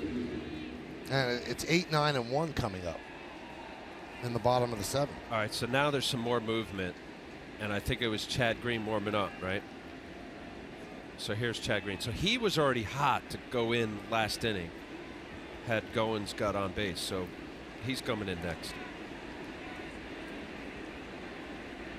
It's still kind of early for Chapman to be warming up. Not kinda. Yeah, no, I hear you. Another thing for Meredith to find out in the clubhouse after the game. Can't wait. Another reason to watch the postgame show. Swing and a miss. 0-2 on Ellsbury.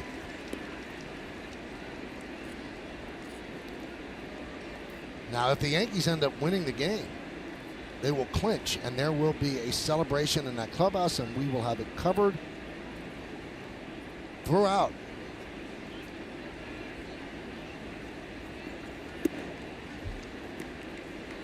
And does that mean Meredith Yeah. is doused in champagne and whatever else?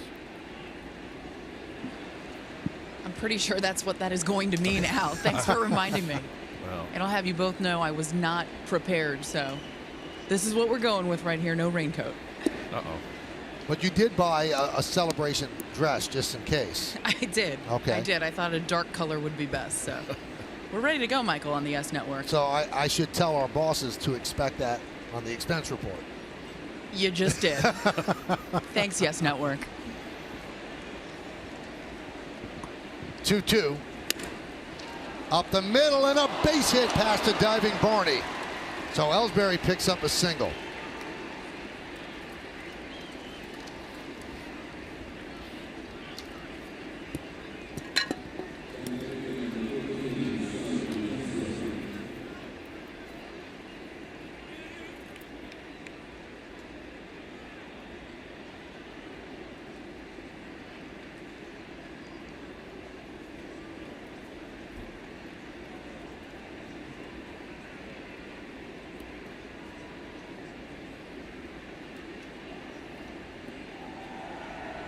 So here's Castro against Luke.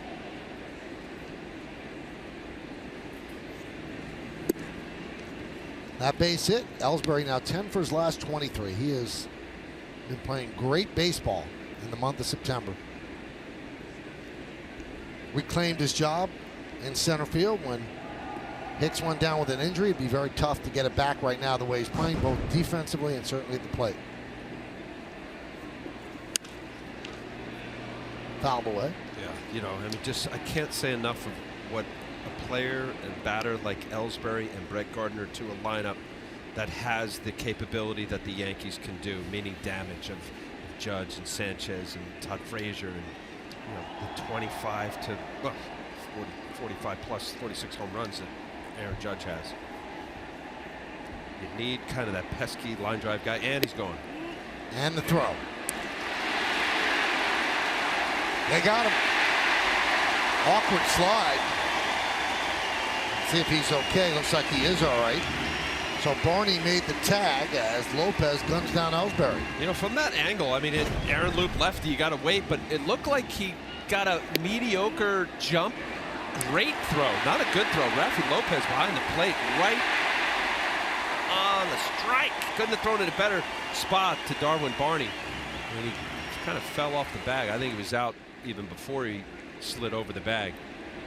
I mean, that is a perfect throw by Rafi Lopez, the catcher. Swing and a miss. Boy, this was dangerous, Al. He could have gotten hurt.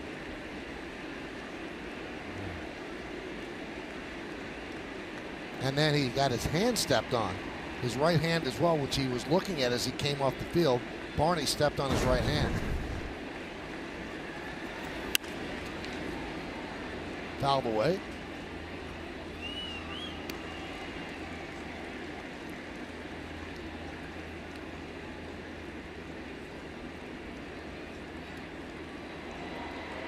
Tells the trainer he's fine.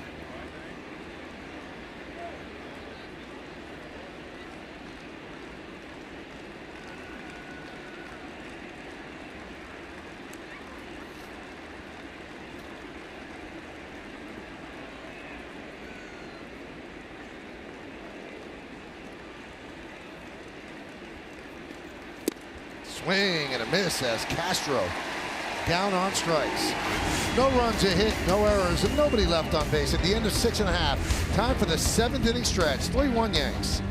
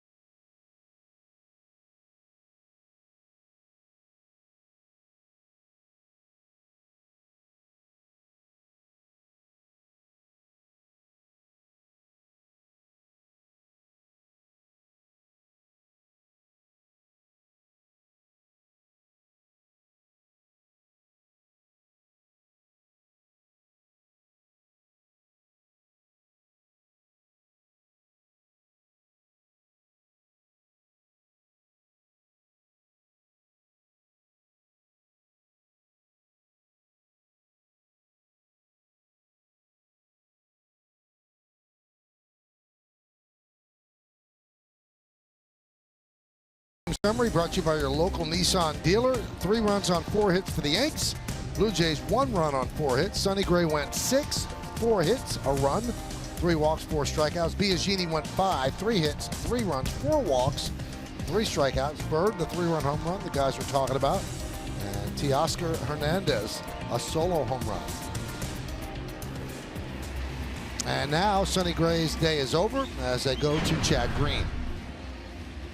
This will be his 37th game. He made 1 start.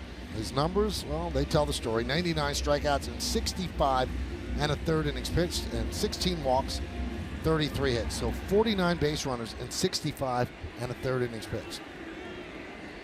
And Ezekiel Carrera is going to pinch hit for Darwin Barney.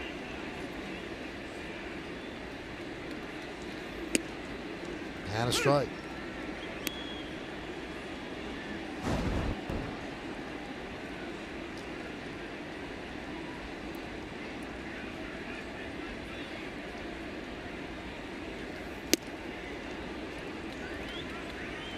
Cadillac scoreboard, 3-1 Yanks.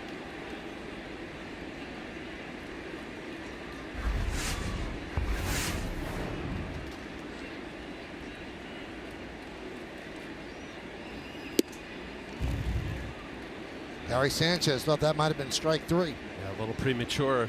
Trying to get a call from C.B. Buckner. Just an explosive fastball. What a year Chad Green's had for the Yankees. Beyond impressive, numbers-wise.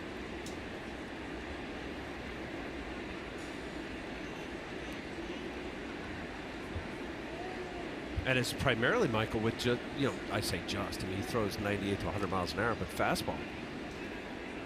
He does throw a slider.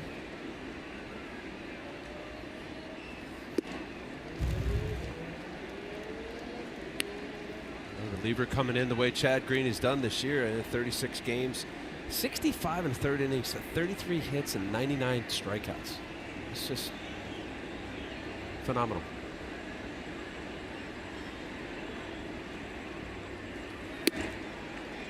Lays off, checks his swing, 3-2.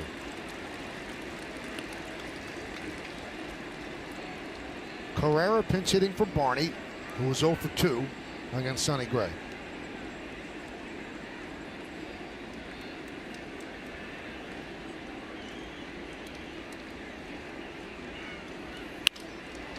High fly ball right field. Coming in is Judge. One away.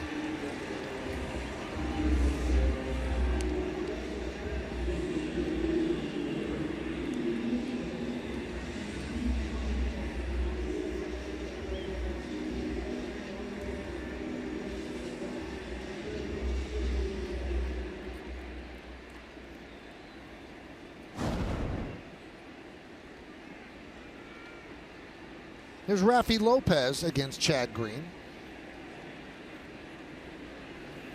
Green, out of nowhere really this year, has become a huge weapon for the Yankees out of the bullpen. An arm that you could use anywhere, early, late.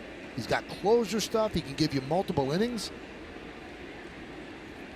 Look at his rankings amongst American League relievers. Now, no one was that good, but it kind of reminds you the way Joe Torre used Mariano Rivera in '96.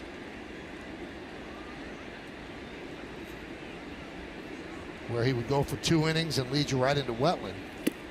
Now, the Yankees have so many arms other than Green, they don't have to use him to lead into Chapman. They can pitch him anywhere they want, wherever they think he fits perfectly against guys coming up.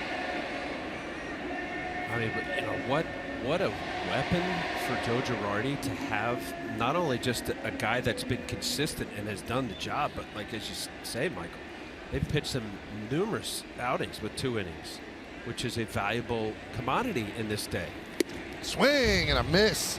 Lopez down on strikes at 98-mile-an-hour fastball. With consistent strikeout stuff to come in and go 2 innings, where we're seeing a lot of relief pitching performances now, 1 inning and you're done, or even less than that.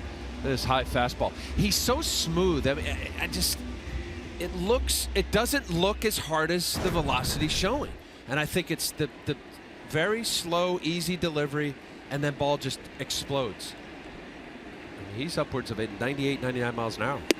Hernandez takes a strike on the outside corner.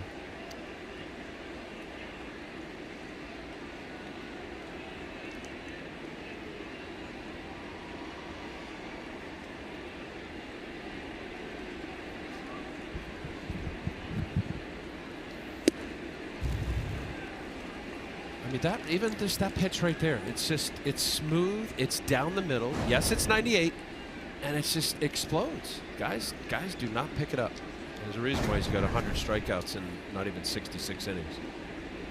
Look at this. This is firm, good carry right through the zone. The 0-2.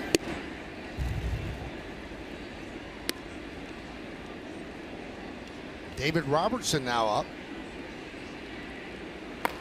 So it looks as if Chapman was just getting work, and he'll start to throw again in the 9th.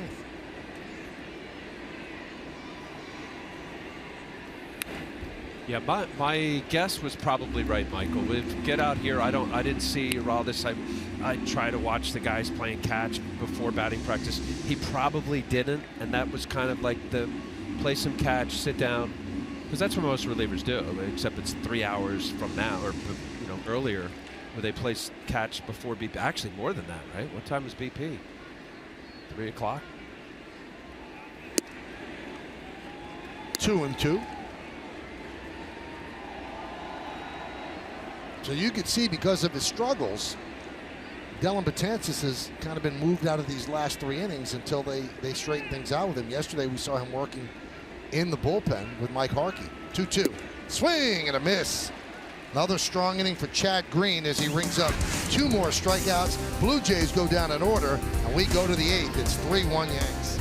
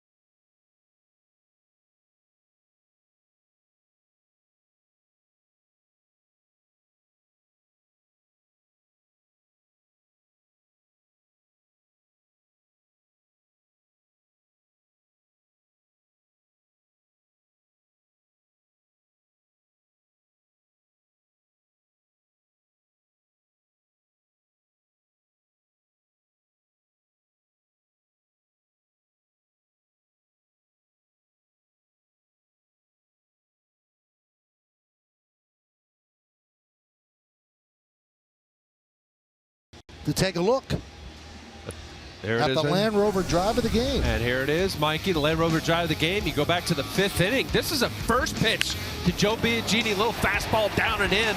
Greg Bird, 3-run homer. I mean, so far it's holding up. 3 runs in the 5th inning, 3-1 lead so far by the Yankees. That is your Land Rover drive of the game. And he swung at that first pitch after Biagini was wild. A couple walks in the inning. Tim Meza comes on his 15th game. You see his numbers. He has 20 strikeouts in 12 and 2/3 innings, but 23 hits in there as well.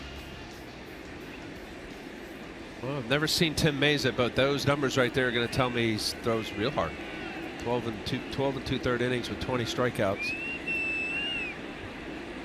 But that ERA not good. Richard Urena is the shortstop. Ryan Gomes moves from short to second.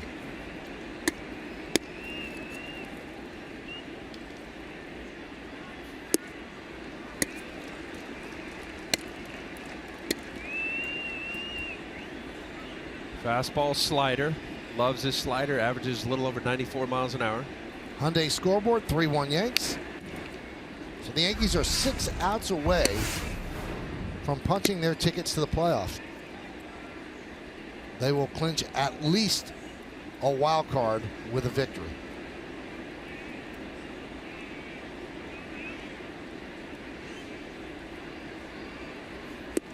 We gave you all the permutations before the Yankees win and they're in, or the Angels and the Rangers both lose and the Yankees are in, even if they don't win. Swing and a miss. And the Angels have already lost. The Yankees know that, and the Rangers play at 9 p.m. So the Yankees don't have to wait for 9 p.m. and they get it done. They get the win, and they're in.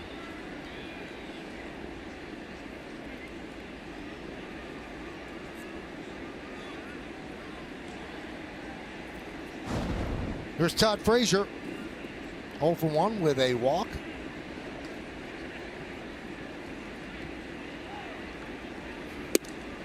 And a strike.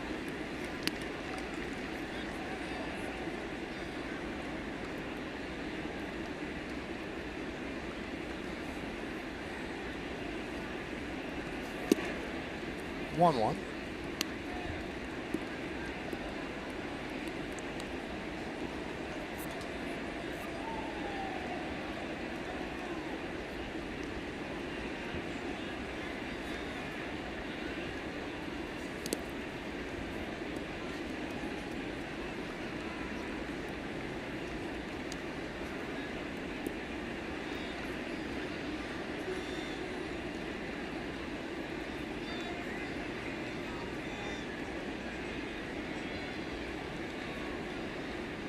the 2-1.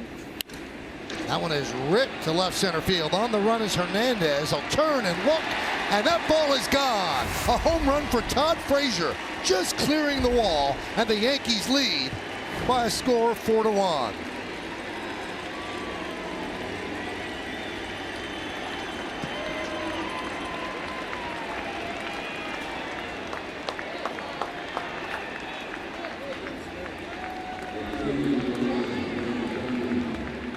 He got a pitch there, 2-1 fastball. I mean, off the bat, I know that Todd Frazier's a strong man. He gets a heater right down the middle. Oh, he barreled that head down. Just didn't have enough distance.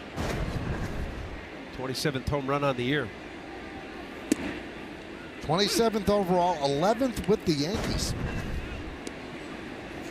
I mean, I see good stroke, good through the baseball, and just getting over the left field center wall.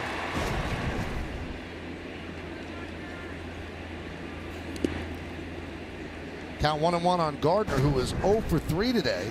So his 11-game hitting streak on the line. As Frazier gets his first hit of the day, just clearing the wall in left center for a solo home run.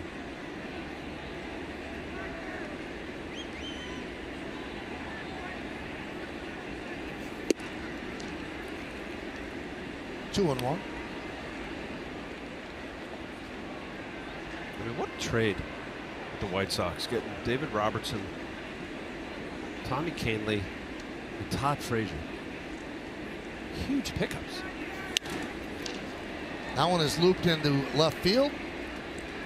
Hernandez makes the play.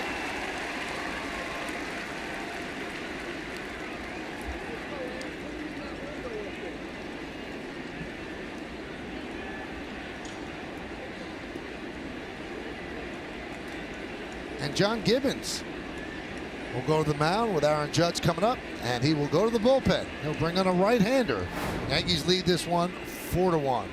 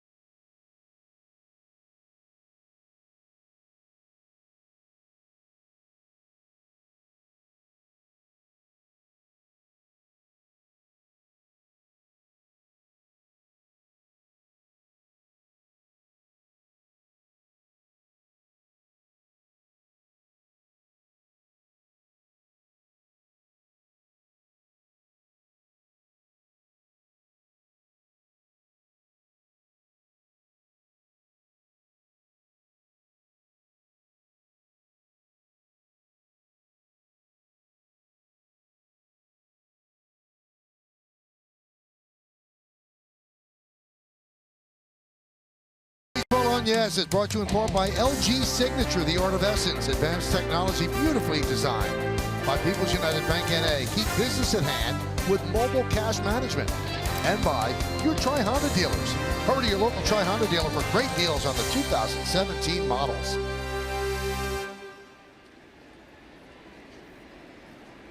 So Leonel Campos will come on and face Erin Judge with 2 outs in the 8th inning.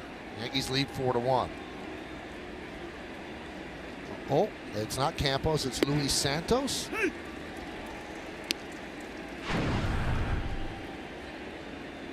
Pretty good numbers for Santos.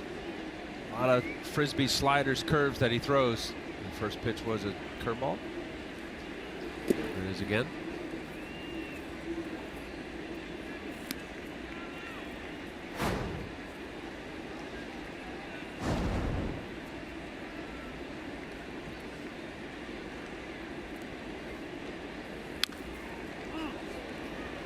1-2 now on Judge.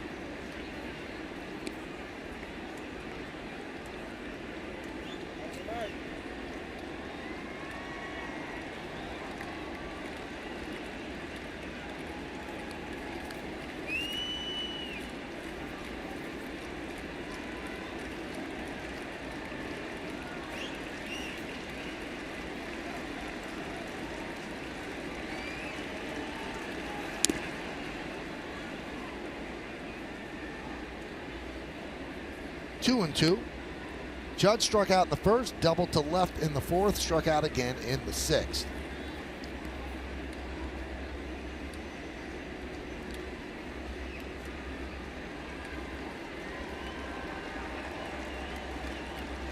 Two balls, two strikes, two outs here in the eighth. 4-1 Yankees.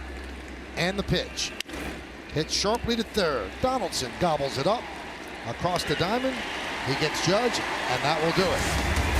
Well, last night, Todd Frazier was the victim of the hidden ball trick. Today, he hides the ball behind the left center field fence. His 27th home run of the year. 4-1 Yankees.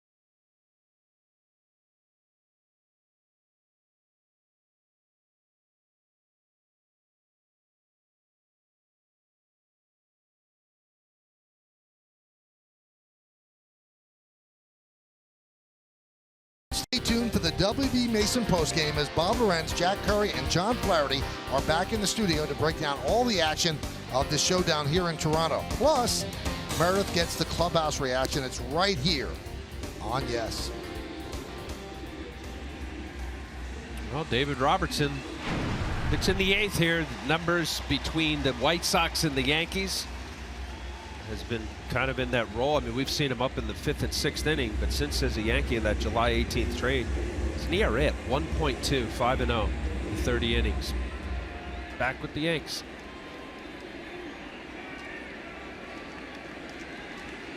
And he will face the heart of the order, 2, 3, and 4, Donaldson, Smoke, and Bautista.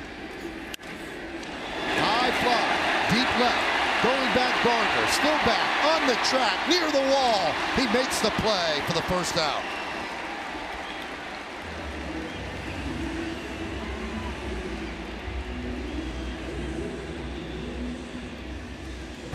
Well, that was just for the sake of David Robertson. I think everyone thought he got it, but he was just out in front just enough. Kind of drifted to left field. David Robertson's still in there, but a little friendly smile. Ball just kept drifting. You see, sort of right there, Brett Gardner timed it up right up against the wall. Here's Smoke. Shift is on. 3 infielders on the right side. 1-0.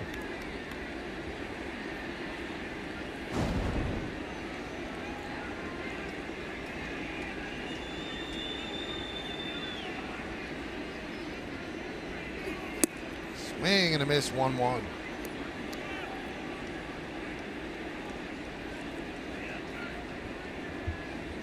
Last 10 appearances, 3 hits in 13 innings, no runs, 4 walks, 16 strikeouts in the 13 innings. Smoke 2 for 2 with a walk today, 1-1. Just missed outside, 2-1.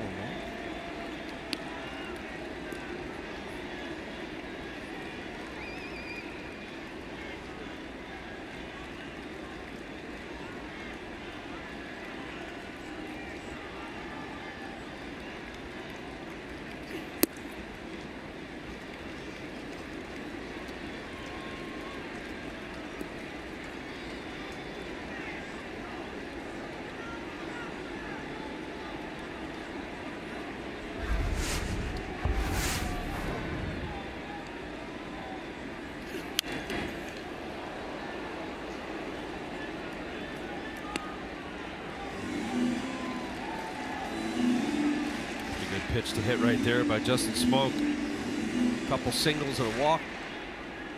That's a good pass.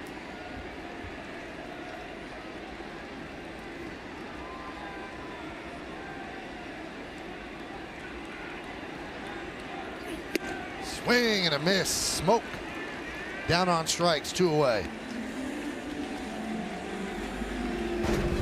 Smoke got a little smoke right here. There's a fastball outer third just by him. Pretty good swing, but just didn't catch up to it.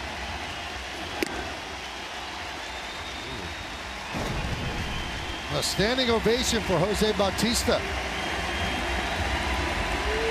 One more home game, and that's tomorrow. Some of these people won't be here, so showing their appreciation for what should be the last couple of games here in Toronto as a Blue Jay. 1-0.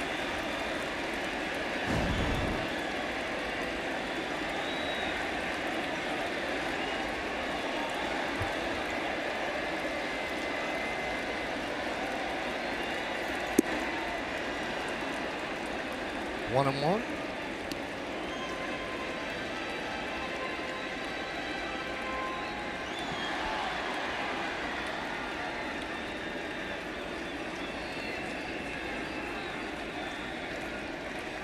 And the pitch. 2-1.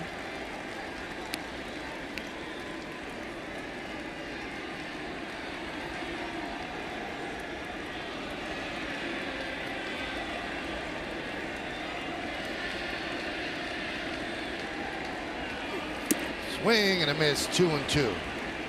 He's trying to go downtown. Both swings that he made, just trying to home run swing. That pulling off. He's 0 for his last 17. 2 balls, 2 strikes, 2 outs. Bottom of the 8th inning. Pitch. Swing and a miss. Bautista down on strikes, and a strong 8th inning for David Robertson. We go to the 9th. It's 4-1 Yankees.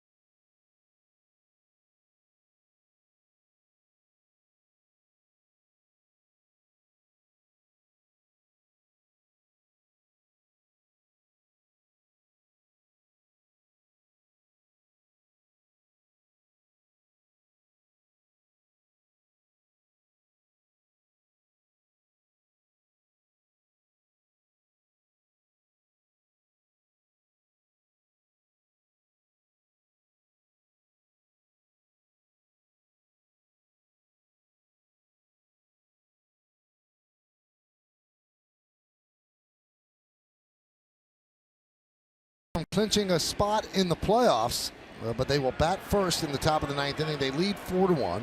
Santos still in there. And Chapman warming in the bullpen for the Yankees. Here's Gary Sanchez. And a strike. So Green pitches the 7th, 1-2-3, 2 strikeouts. Robertson pitches the 8th, 1-2-3, 2 strikeouts. And they'll turn it over to Chapman.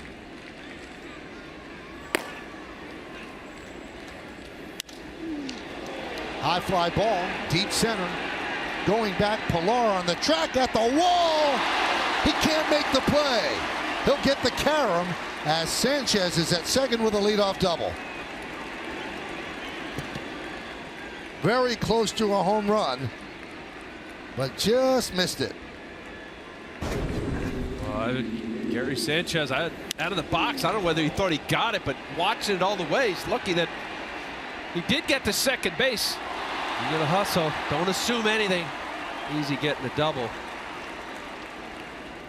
I don't know whether he thought it wasn't hit that far, but I mean, Kevin Pilar, we watch this all the time, make great plays, but you gotta run out of the box. I don't care. Nice effort.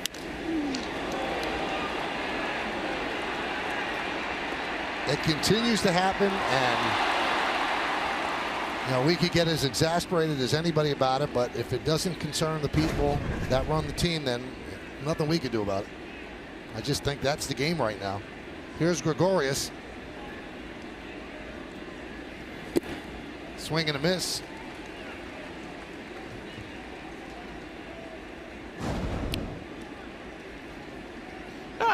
Listen. I think it's a constant reminder for some guys, and I'm trying to think in my own head the time when I was playing, that there were some guys you had to circle back and say, hey, listen, run it out. I don't think it's the way the game is, Michael. Right? There's plenty of guys.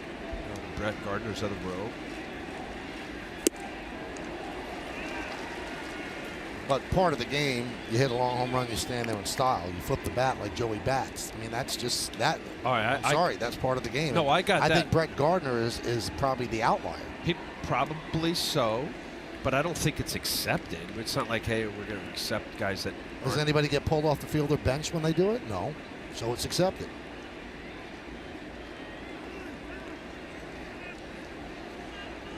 It's not Gil Hodges walking out the left field to pull in Cleon Jones. It's just not. Bobby Cox pulling out Andrew Jones in Chicago. Right. Center field.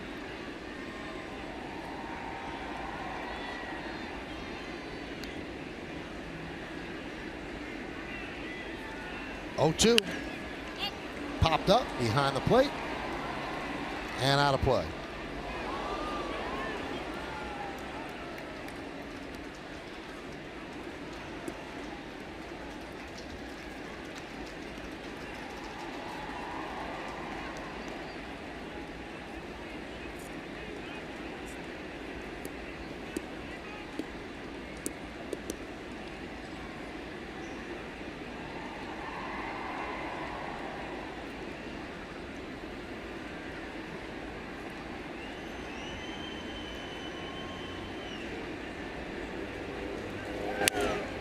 Fouled away.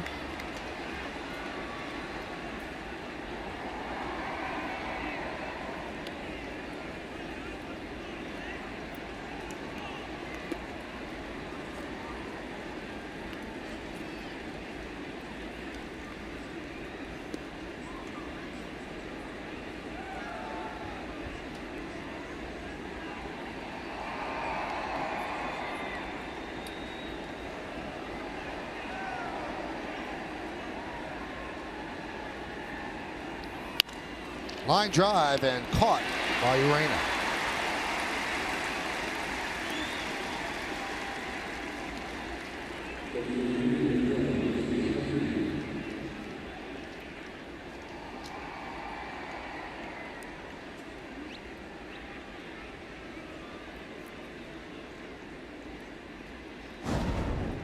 Here's Chase Headley.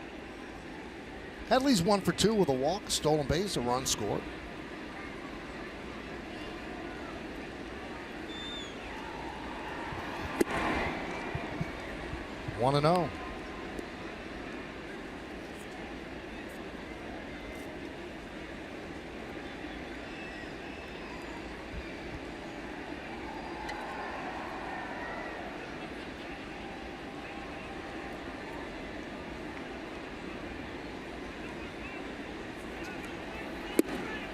2-0. Get a good pitch right here. You tack on runs. It's always good for any reliever to have a little breathing room. Chapman getting ready for the ninth. Santos pretty much curveballs and changeups.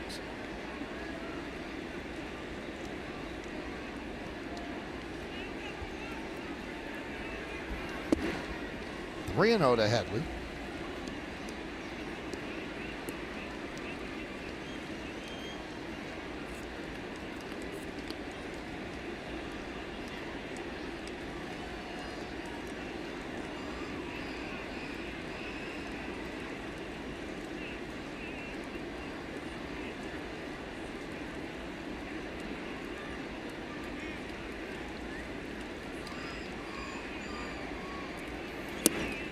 And ball 4 to Headley. So first and second, one man out here in the ninth inning. It's 4-1. Yankees over the Blue Jays. And Lopez has a talk with Santos. Biagini started, then Barnes, Loop, Meza, and now Santos. All the Yankee runs came in the fifth inning on one swing. Greg Bird's 3-run home run. No, and then there's the Todd Frazier run in the eighth. So all the Yankee runs came via the home run.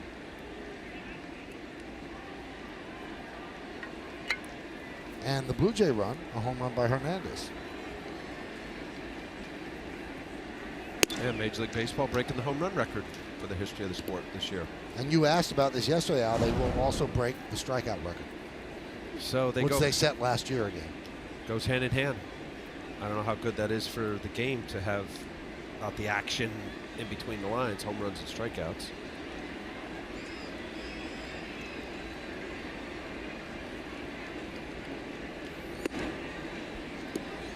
Two 2-0. That's kind of where we are, right? I mean, guys don't care about striking out, and it's about launch angle and hitting home runs.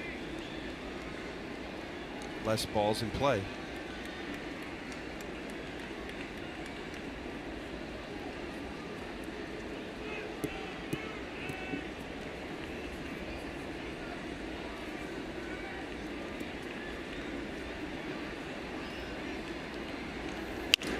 Hit sharply and grabbed there by Smoke.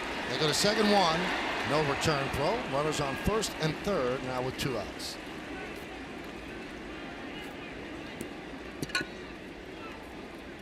That was a nice play by Arena. Watch here, right here. Smoke thinking double play. Kind of pulls Arena. I guess he was in poor position thinking he had a double play. See Headley getting down, making sure if there was a throw. Richard Urania.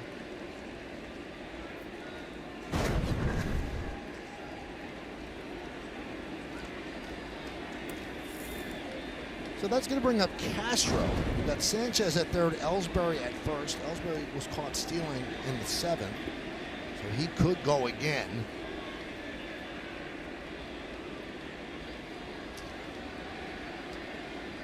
Been much more aggressive on the bases of late as Castro swings and misses. He's got 21 stolen bases. Ellsbury, Mike, and the impressive thing, he's only been caught twice. Smart base runner.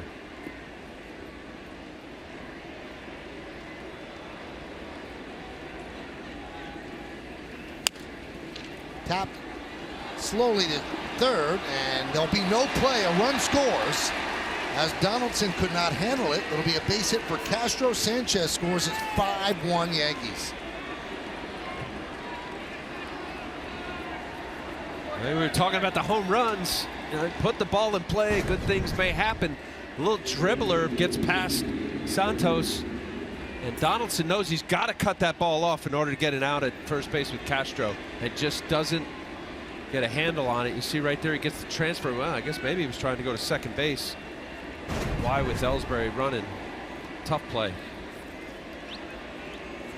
Good tack on run for the Yankees. Castro picks up his 58th ribby.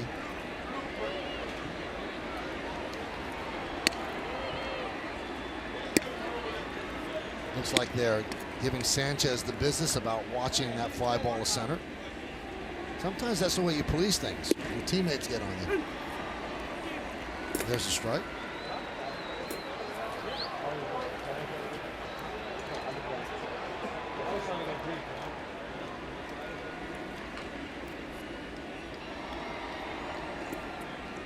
Bird's 1 for 3, a 3-run home run in the 5th inning. He's got 2 runners on here in the 9th. 5-1 Yankees.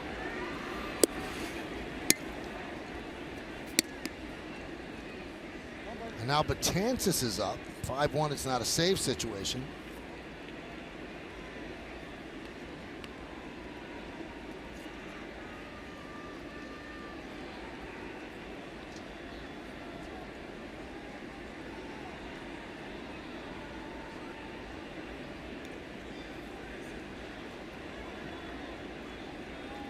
One, 1-2.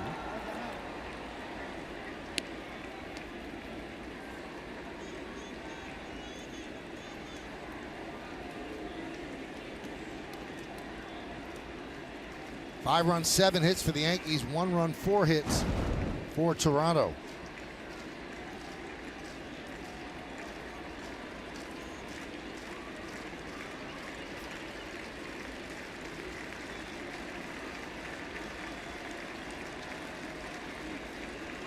And the pitch. Strike 3. Bird down looking. 1 run, 2 hits, and 2 men left. 3 more outs, and the Yankees are going to the playoffs. We go to the bottom of the 9th.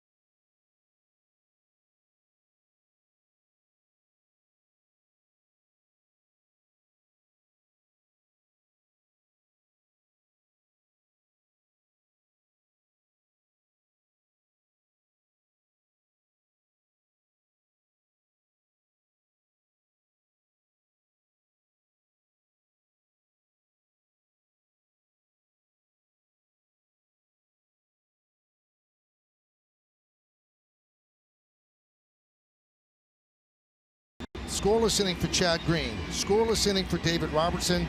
And although it's not a save situation, Aroldis Chapman will come in. Todd Frazier with the solo home run. 3-run home run by Bird.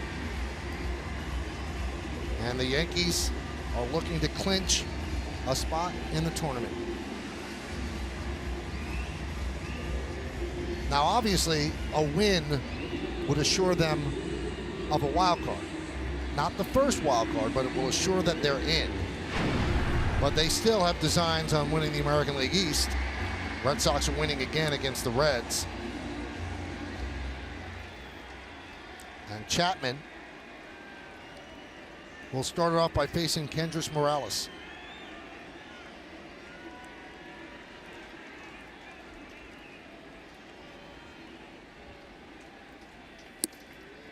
Yankees did not go to the postseason last year. Last time they went, 2015, and it was a short trip. They won as a wild card, and they lost to the Astros and Dallas Keuchel. Right now, if the playoffs began today, it would be the Yankees against the Twins at Yankee Stadium.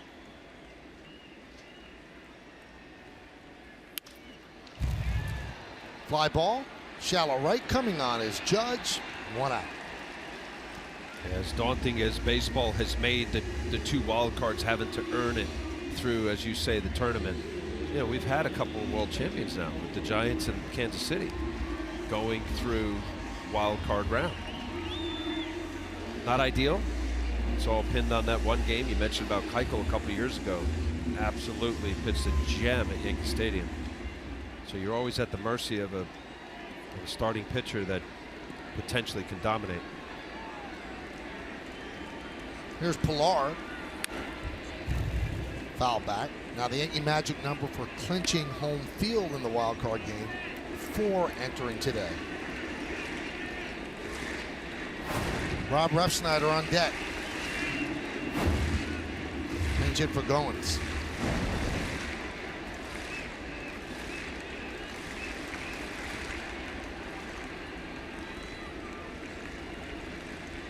The 0-1. 0-2. I mean, with the options you mentioned about the formula with Sonny Gray going 6 innings, and Green was great, Robertson, you know, there's a lot of options for Joe Girardi, and as a result of that, we saw Betances slowly warming up. He's had 5 days since his last appearance. Your closer, this is 4 days. So there's also the other side of that. You know, these guys need to get out there. Fly ball right field. Judge makes the play, and the Yankees are an out away. Which is a great problem to have, Michael, when you have the 4 or 5 different formulas, if you will, to get through 9 innings and a win. To have rested relievers down the stretch. And not many clubs have that because of managers leaning on 1 or 2 go-to guys. Here's Rob Refsnyder out of the Yankee system. Yankees are an out away. 1-0. Refsnyder pinch hitting for Goins. 5-1 Yankees over Toronto.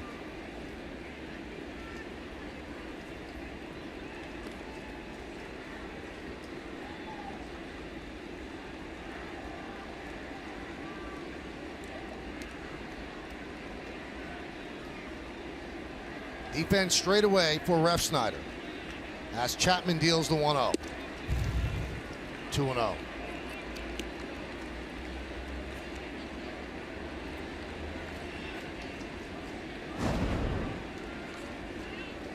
Those are his numbers with the Yankees and the Blue Jays.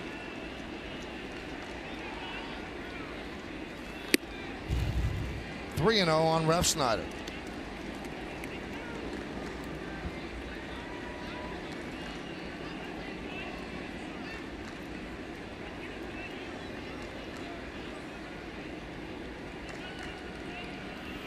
There's a strike. 3-1.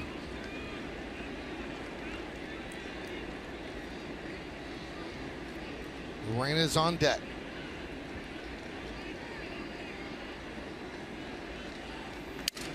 Broken back ground ball to Bird.